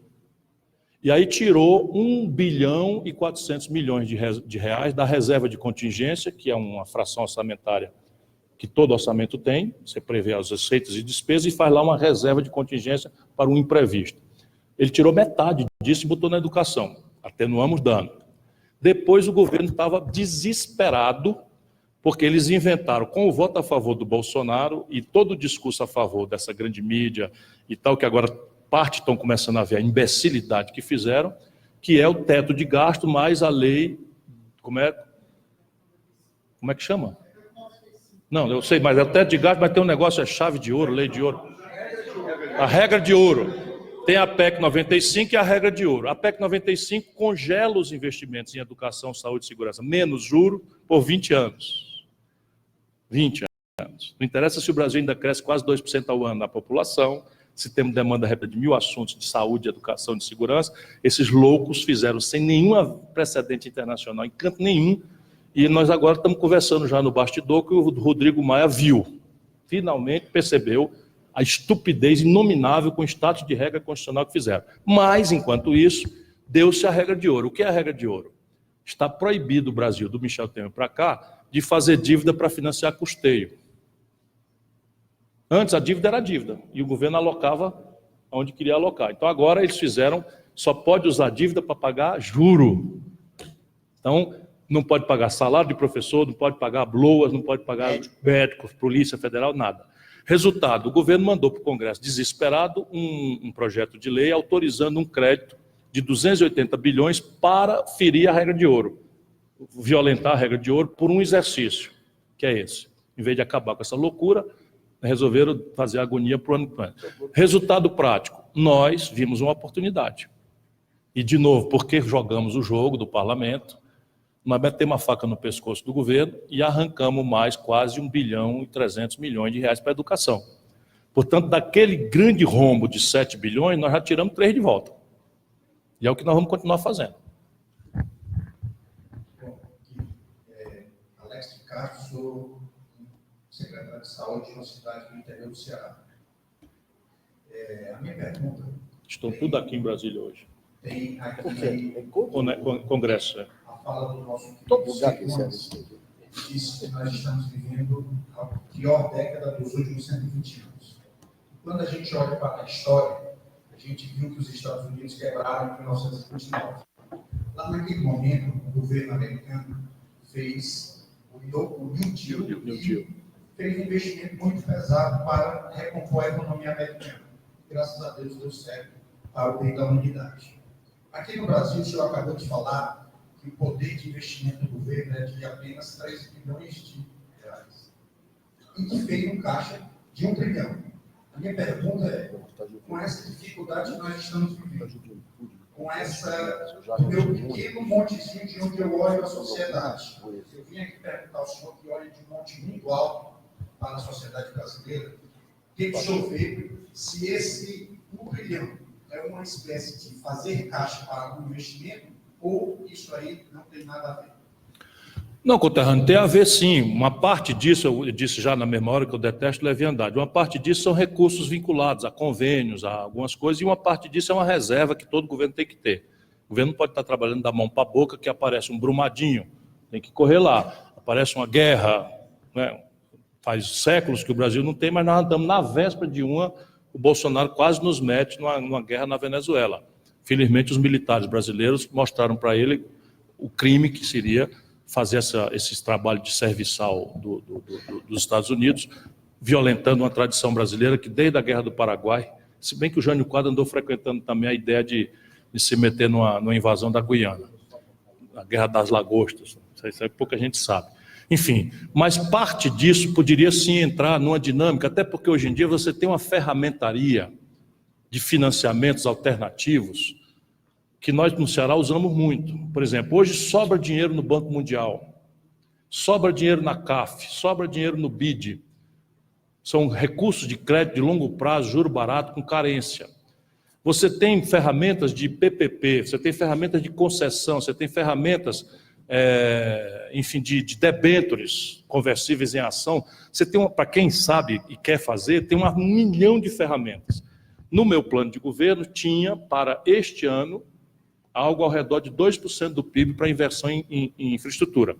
E 1 milhão de empregos estariam já gerados nos 6 primeiros meses por questão de retomada de obras paradas e de, por exemplo, o São Francisco, o projeto São Francisco, que é tão gravemente importante para nós, falta 3% para terminar. 3%. É uma obra que se arrasta há 16 anos, já se gastaram lá 9 bilhões de reais, você com 400 milhões resolve. Faz sentido você não terminar essa obra, porque ela retorna. Imediatamente ela passa a retornar. A Transnordestina, que eu presidi, eu estava avançando 1 quilômetro por dia, com 5 mil operários trabalhando. Parada. Percebe? Aí a obra, você já botou ali 6 bilhões de reais.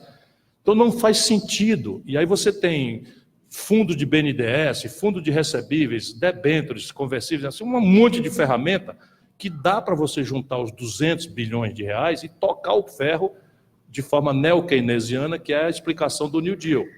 O Keynes dizia que em tempos de depressão econômica, que é claramente o nosso problema, os governos deveriam pagar o povo para cavar buraco e depois pagar o povo para tapar o buraco. Tamanha, ele dizia assim, não interessa a inutilidade da porque tem que fazer. Por quê? Porque o capitalismo só, ele não tem condição de sair. No caso brasileiro, são 4 motores. Primeiro, consumo das famílias, que eu mostrei aqui, puxa 60% do PIB. Como é que eu posso ter 63 milhões de brasileiros com nome sujo no SPC e pensar em retomada de consumo? Aí dá para resolver? Dá para resolver. Como? Pega o Banco do Brasil, a Caixa Econômica, chama os credores com o Serasa, com o SPC e faz um desconto de 90%. Não é porque você vai botar a faca no pescoço, é porque o Serasa já está fazendo. A Caixa Econômica agora vai fazer, mas só para os seus 3 milhões de clientes inadimplentes. Aí o seguinte, cai no problema de dar o desconto de 90% e dá 10%, o cara não tem o dinheiro para pagar. Qual é o problema de você refinanciar? É só fazer para o pobre e para a classe média o que eles fazem todo ano para os ricos. Todo ano eles fazem o tal refis, que é passar os papéis de otário para nós todos que pagamos imposto em dia, para aqueles que não pagaram, parcelar em 90 anos, sem juros, sem correção monetária, sem multa, etc. Segundo, a questão do investimento empresarial. O empresariado brasileiro hoje está super endividado, mostrei ali o das pequenas empresas, mas vale para todo mundo.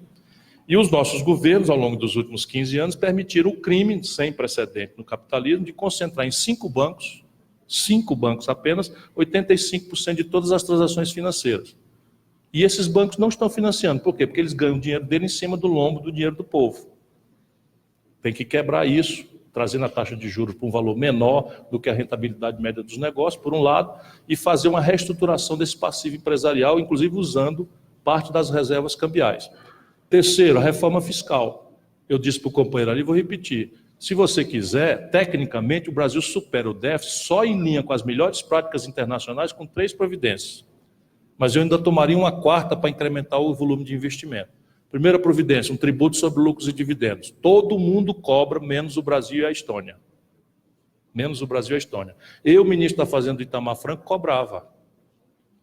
O Fernando Henrique entrou, revogou. Durante os governos Lula e Dilma, continuaram sem cobrar, continuam hoje sem cobrar. O mundo inteiro paga. Sabe o que é? O seguinte, o Banco Itaú distribuiu 9 bilhões de reais para 4 famílias.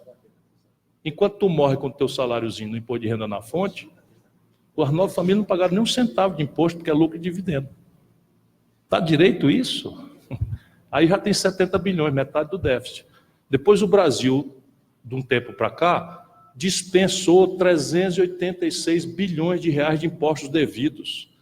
Foi em troca de uma grande política pública, de emprego, de investimento? Não, clientelismo. Algumas coisas até têm mérito, mas outras não.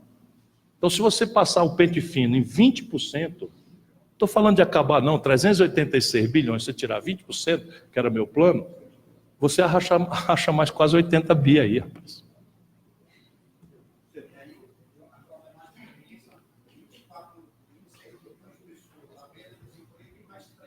Desempregada. É isso aí. É isso aí. Só fazer uma observação. Meu papel mais chato, mas eu vou pedir a relevância de todos, porque todo mundo aqui tem compromisso. Tínhamos marcado 12 horas o teto. Então, uma pergunta a uma companheira e uma mulher, que a gente não ouviu mulher ainda. E a última, tem mais alguém de imprensa? Só para saber. Não. Imprensa. Tem mais alguém? Só tem uma companheira aqui que é, ó, microfone. Hein? Tá bom. Quem? Então, por favor. Você que abriu mão, hein? Foi. Quero agradecer a companheira Cleide ter aberto mão. Ela é de Lusiânia. Nós estamos aqui com um grupo de 12 pessoas aqui do município de Lusiânia que viemos aqui prestigiar. Cumprimentar o presidente do partido, o Lupe, e cumprimentar o Ciro. Eu estou vereador na cidade de Lusiânia, aqui do PDT, aqui no estado de Goiás, e moramos numa região com aproximadamente quase 2 milhões de habitantes, que é chamado em torno do Distrito Federal. E nós vivemos a cidade do NEM, né? A terra do NEM, nem Goiás e nem Brasília, abandonado, de certa forma, pelos 2 estados e ainda pela federação.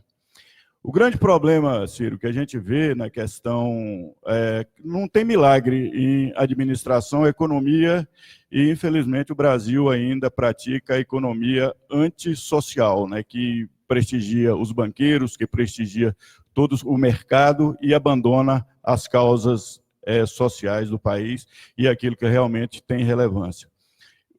Nós vivemos também, o que a gente percebe nos prefeitos é andar com pires na mão. Vem aqui todo ano pedir a deputados, senadores, ministros, emendas para poder fazer alguma coisa no município, até para asfaltar uma rua, porque os prefeitos, eles vivem, além de viver com pires na mão, a gente percebe, o prefeito hoje ele é ordenador de folha de pagamento e não consegue fazer mais nada. Uma pergunta. Existe a possibilidade, numa possível, porque nós não acreditamos nesse governo, esse governo está fadado ao pó e de pós entende bem, está até nos aviões da FAB, existe uma situação que é o pacto federativo. Porque o governo federal ele acumula mais de 70%, o governo estadual mais de 10%, e os municípios ficam com aquilo que é chamado o resto do resto. E tudo acontece no município, se não tem professor, se não tem hospital, se o asfalto está furado, se questão de segurança. Eu queria saber com você a respeito disso. O que os municípios, na verdade, podem ter como solução para buscar viabilizar alguma coisa que não seja dessa forma. Muito obrigado. Obrigado a você, meu companheiro. A reforma fiscal que o Brasil precisa só é viável se ela vier acompanhada com o redesenho do Pacto Federativo.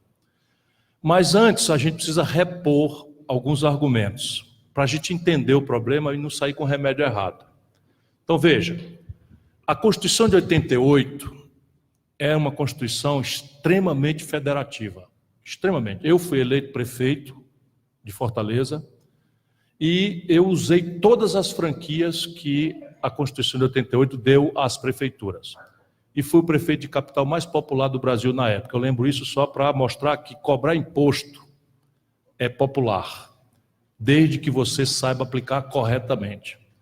Então eu aumentei o IPTU, implantei pela primeira vez em Fortaleza o IPTU progressivo, eu implantei o IVVC, Imposto sobre Varejo de Combustíveis, na época era permitido, eu implantei, enfim, estabeleci um critério de fato gerador para o ISS, que hoje é um grande problema, não sei se vocês sofrem isso, mas assim, as capitais, o camarada presta o serviço na capital, mas ficcionalmente bota a sede dele no outro município, para se evadir de imposto, etc.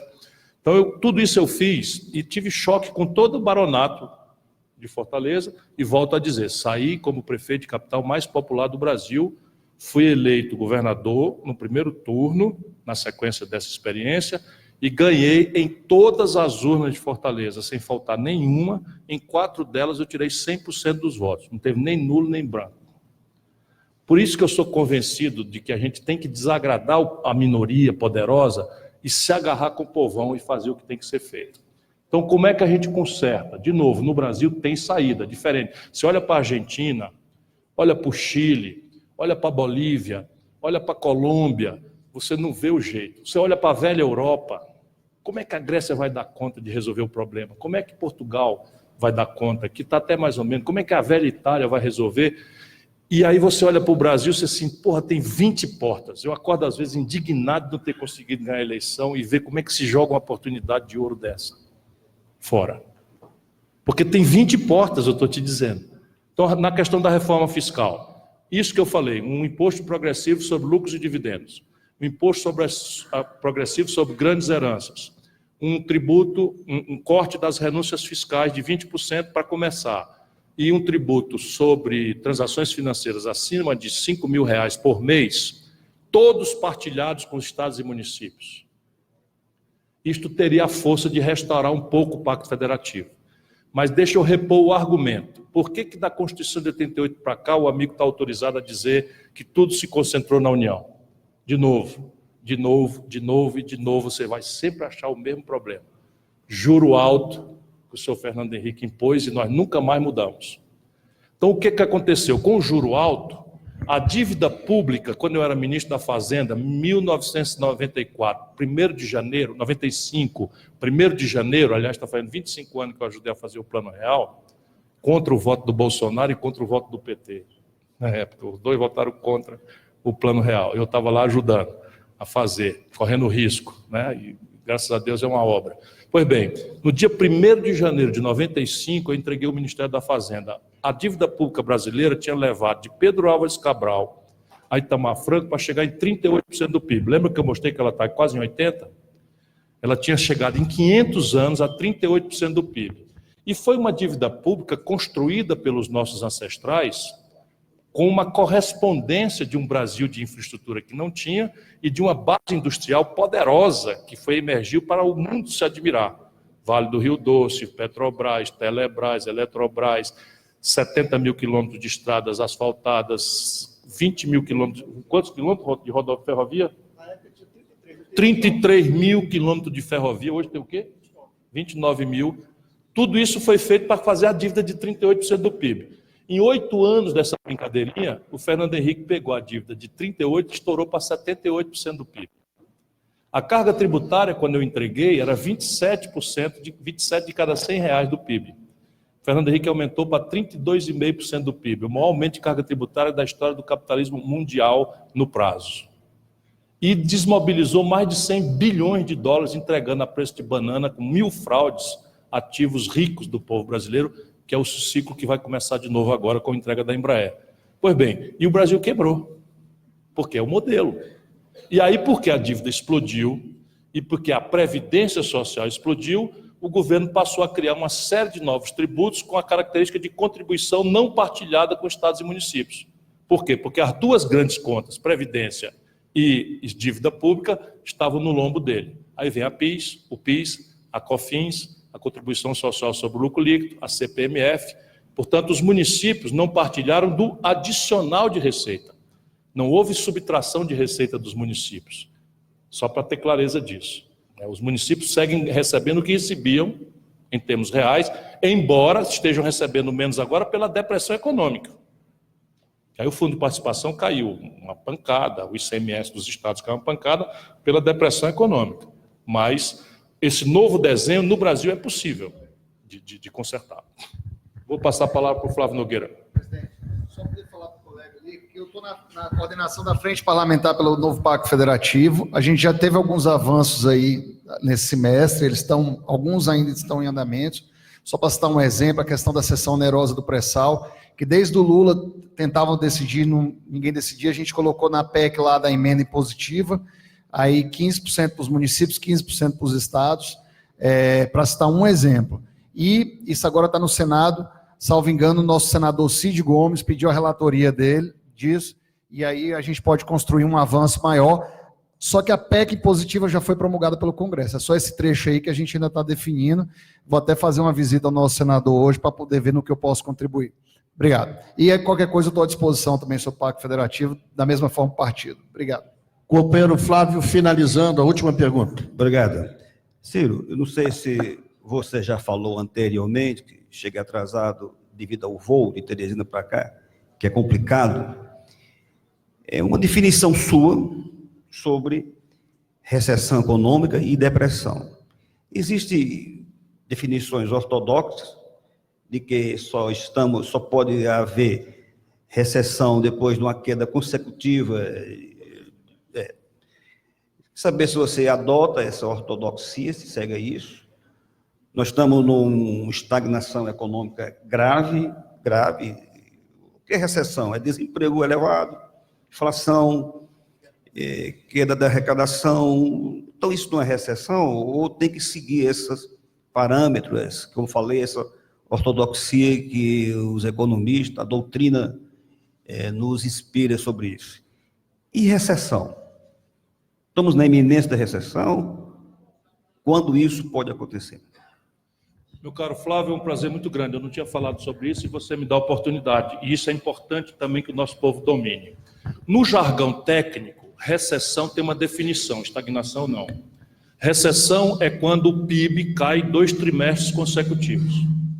Então, nesse momento, nós ainda não estamos em recessão, porque só caiu um PIB, um trimestre. Então, janeiro, fevereiro, março, caiu. Se agora, abril, maio, junho, cair de novo, recessão. E pode acontecer. As indicações são dessas. Porém, já é flagrante que o país está num quadro de estagnação econômica, que você tem um crescimento que é menor do que o crescimento da população. Então, isso é um indicador. Então, a população cresce a 1,7% ao ano, e aí a economia cresce a 1%. Então, se você cresce a 1,7% a população e cresce a 1%, a riqueza por cabeça cai. Isso é um quadro que, apesar de tecnicamente não ser recessivo, é um quadro de estagnação econômica. E veja como é importante a pergunta do deputado Flávio Nogueira, que, aliás, é sempre muito brilhante nas suas intervenções. Cearense emprestado ao Piauí, e lá ele se adestrou mais ainda no Piauí, que aí... o que eu posso fazer, rapaz? Vá atrás que um ancestral seu andou enterrando umbigo por lá, pelo Cariri. Esperto do jeito que você é, inteligente. Bom, vamos lá. Veja o que está acontecendo com o Brasil. Por isso que a gente precisa botar um pouco as paixões de lado, um pouco, nossos... E a vida é feita de paixões, eu sou um apaixonado e tal, mas quando a gente faz determinado tipo de atividade, a gente tem que tentar que a paixão fique de lado para não impedir a inteligência de olhar que está no nosso nariz. No ano 80, o Brasil era a 8ª economia do mundo, a 15ª economia industrial do planeta Terra. E era citado nos compêndios, como até hoje é citado nos compêndios de economia política do mundo, como o sede do maior milagre econômico da história do capitalismo mundial. Por quê? Porque nós saímos do nada, em 1930 o país não era nada, sob o ponto de vista econômico, moderno, e viramos a 15ª economia industrial do mundo. E isso especialmente ali depois da Segunda Guerra Mundial, guiado pelo trabalhismo. Isso aqui é muito importante, assim, é uma coisa feliz do militante trabalhista saber. Ou seja, o país tinha um projeto. E esse projeto não cabe agora resumir, mas esse projeto ele tinha um pé de barro. Não é que um pé de barro de malícia, que os formuladores dele não viram, é que o pé de barro aparece depois, vira pé de barro depois, ele estava bem pintadinho. Qual era? Nós não temos poupança no Brasil. Então, a nossa sociedade é uma sociedade que poupa pouco. Então, quando termina o ano, o Brasil está consumindo 86% de tudo que produz. Sobra 14% apenas, que é o que chama de formação bruta de capital, ou seja, a poupança. Como nós temos uma dívida que come quase 11% do PIB, então você praticamente não tem poupança nenhuma. Então, nós alimentamos a crença de que era possível fazer um atalho na tarefa política de construir poupança, que não é na casa da gente. Poupança são as instituições políticas que fazem, ou deixam de fazer, fazem bem feito ou fazem mal feito, não é por acaso. Pois bem, o que aconteceu? Nós resolvemos pegar o atalho da dívida. Por quê? Porque a dívida externa, historicamente, tinha uma característica, era de longo prazo e muito barata. Eu andei estudando a dívida que o Brasil tomou ao longo dos anos 50, 60, 70, era 3 anos de carência, 3,5% de juros ao ano e 12 anos de carência em média para pagar. Então, pensaram do tempo, qual é o erro? Eu tomo $1 bilhão emprestado, a 3 de carência, com 12 para pagar, com 3,5% de juros ao ano, meto no petróleo Brás, 4 anos depois do meu investimento, quando eu tiver que começar a pagar, o faturamento de 1 ano da Petrobras paga a dívida. Então, corretamente, danaram tomar dinheiro emprestado lá fora e abrir Brás, produzir o Brasil moderno que nós temos. Foi um acerto grande. Só que os americanos, de novo eles, ali no ano 80, acabaram com o padrão ouro e criaram um momento de alta, explosiva e unilateral de juros.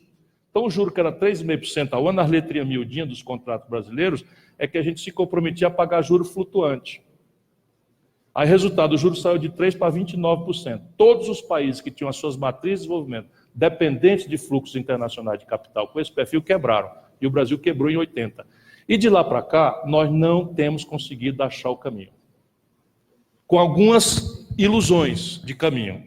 Mas por que eu digo? Do ano 80 para hoje, o crescimento médio do Brasil é de 2%. E a população cresce no período mais ou menos 1,8% a 1,7% ao ano. Portanto, nós desde os anos 80 que nós estamos mais ou menos enxugando gelo. Se as nossas instituições de distribuição de renda fossem perfeitas, e elas são o oposto, as piores do mundo. De maneira que nós, além de não crescer, estamos concentrando renda de uma forma tão perversa que a humanidade nunca viu. 5 brasileiros hoje acumulam as posses de 100 milhões de nacionais. Só nós temos essa perversão, que também é um elemento indicativo de por onde a gente tem que começar a consertar as coisas no Brasil, e também o tamanho do poder dos inimigos que nós temos, dos adversários que nós temos, para quem fala com clareza sobre isso. O resultado prático é que essa percepção não é vista porque quando o Fernando Henrique assume com o real subtrai o imposto inflacionário e no curto prazo dá uma folga de renda para o povo. E o povo imediatamente transforma isso em consumo. E a base de produção do Brasil está sendo desmantelada desde então. Quando explode o consumo, explode a importação. E aí a gente alimenta a ilusão de que vai pagar importado com soja, milho, etc. Esses produtos que chamam commodities, eles oscilam de preço no mundo. E aí, em momentos de preço alto, a gente faz de conta que está tudo bem e passa adiante. A gente acha que vai chegar no céu. Daí a pouco o país quebra. O Fernando Henrique quebrou o Brasil. Nunca mais o PSDB ganhou uma eleição nacional. Porque o que é quebrar para o povo? É o camarada estar com um padrão de renda e fazendo planos e, de repente, perde metade da renda pela desvalorização do câmbio. Sim. Porque, de novo, pão é trigo e trigo é dólar. Se o dólar era 2 e passa a ser 4, o cara perdeu metade da capacidade de comprar as coisas e fica com ódio. Quando vem o Lula faz o mesmo trabalho, só que foi ajudado por um componente especulativo. Quando o Lula tomou posse, se estivesse tomando posse hoje, o medo do sapo barbudo, a especulação, essa elite esquisita que o Brasil tem, né? O dólar foi a R$ 9,20 a preço de hoje. Veja bem, se o Lula estivesse tomando posse hoje, o dólar que está a R$ 3,80 estaria a R$ 9,20. E o Lula entregou para a Dilma, 8 anos depois, o dólar a R$ 1,75. Tudo a valor constante. Ou seja, o povo com o Lula ganha 4 vezes capacidade de consumo. Mas a indústria foi destruída. Isso. Então, 40 milhões de pessoas melhoraram de renda, passaram ao consumo, passaram a viajar de avião, comprar crediário, etc, etc. E, de repente, os preços das commodities pagam. Né? Nós estamos vendendo uma tonelada de minério de ferro a 190, estamos vendendo um barril de petróleo a 110, aí vem a Dilma. Os preços internacionais despencam. O barril de petróleo, que era 110, caiu para 30, a tonelada de minério de ferro, que era 190, caiu para 38, e o Brasil quebra. E o povo fica com ódio e desconstitui-se o governo Dilma, dá-se o impeachment e tal. Na média, entre quebra e ilusão, nós crescemos 2% ao ano, enquanto a gente não organizar um novo projeto, nós estamos estagnados economicamente. Muito obrigado a todos. Vazou, gente. O que reverte recessão é investimento. E o investimento é público ou privado. Sendo que em momentos de recessão, o investimento privado é mais retraído, ele não vai. Não vai por quê? Porque está fechando indústria. Como é que alguém vai abrir uma indústria se está fechando indústria? Por que não vai? Porque a indústria que está instalada hoje está com 75% de capacidade ocupada, 25% ociosos. Então, quem tem que quebrar essa inércia, quem vai primeiro a galinha ou o ovo, é o governo. E o governo que nós temos acredita no oposto. Contra todas as evidências. Todas as evidências. Obrigado a todos. Obrigado, desculpe, mas o avião não espera. Nós temos um avião ali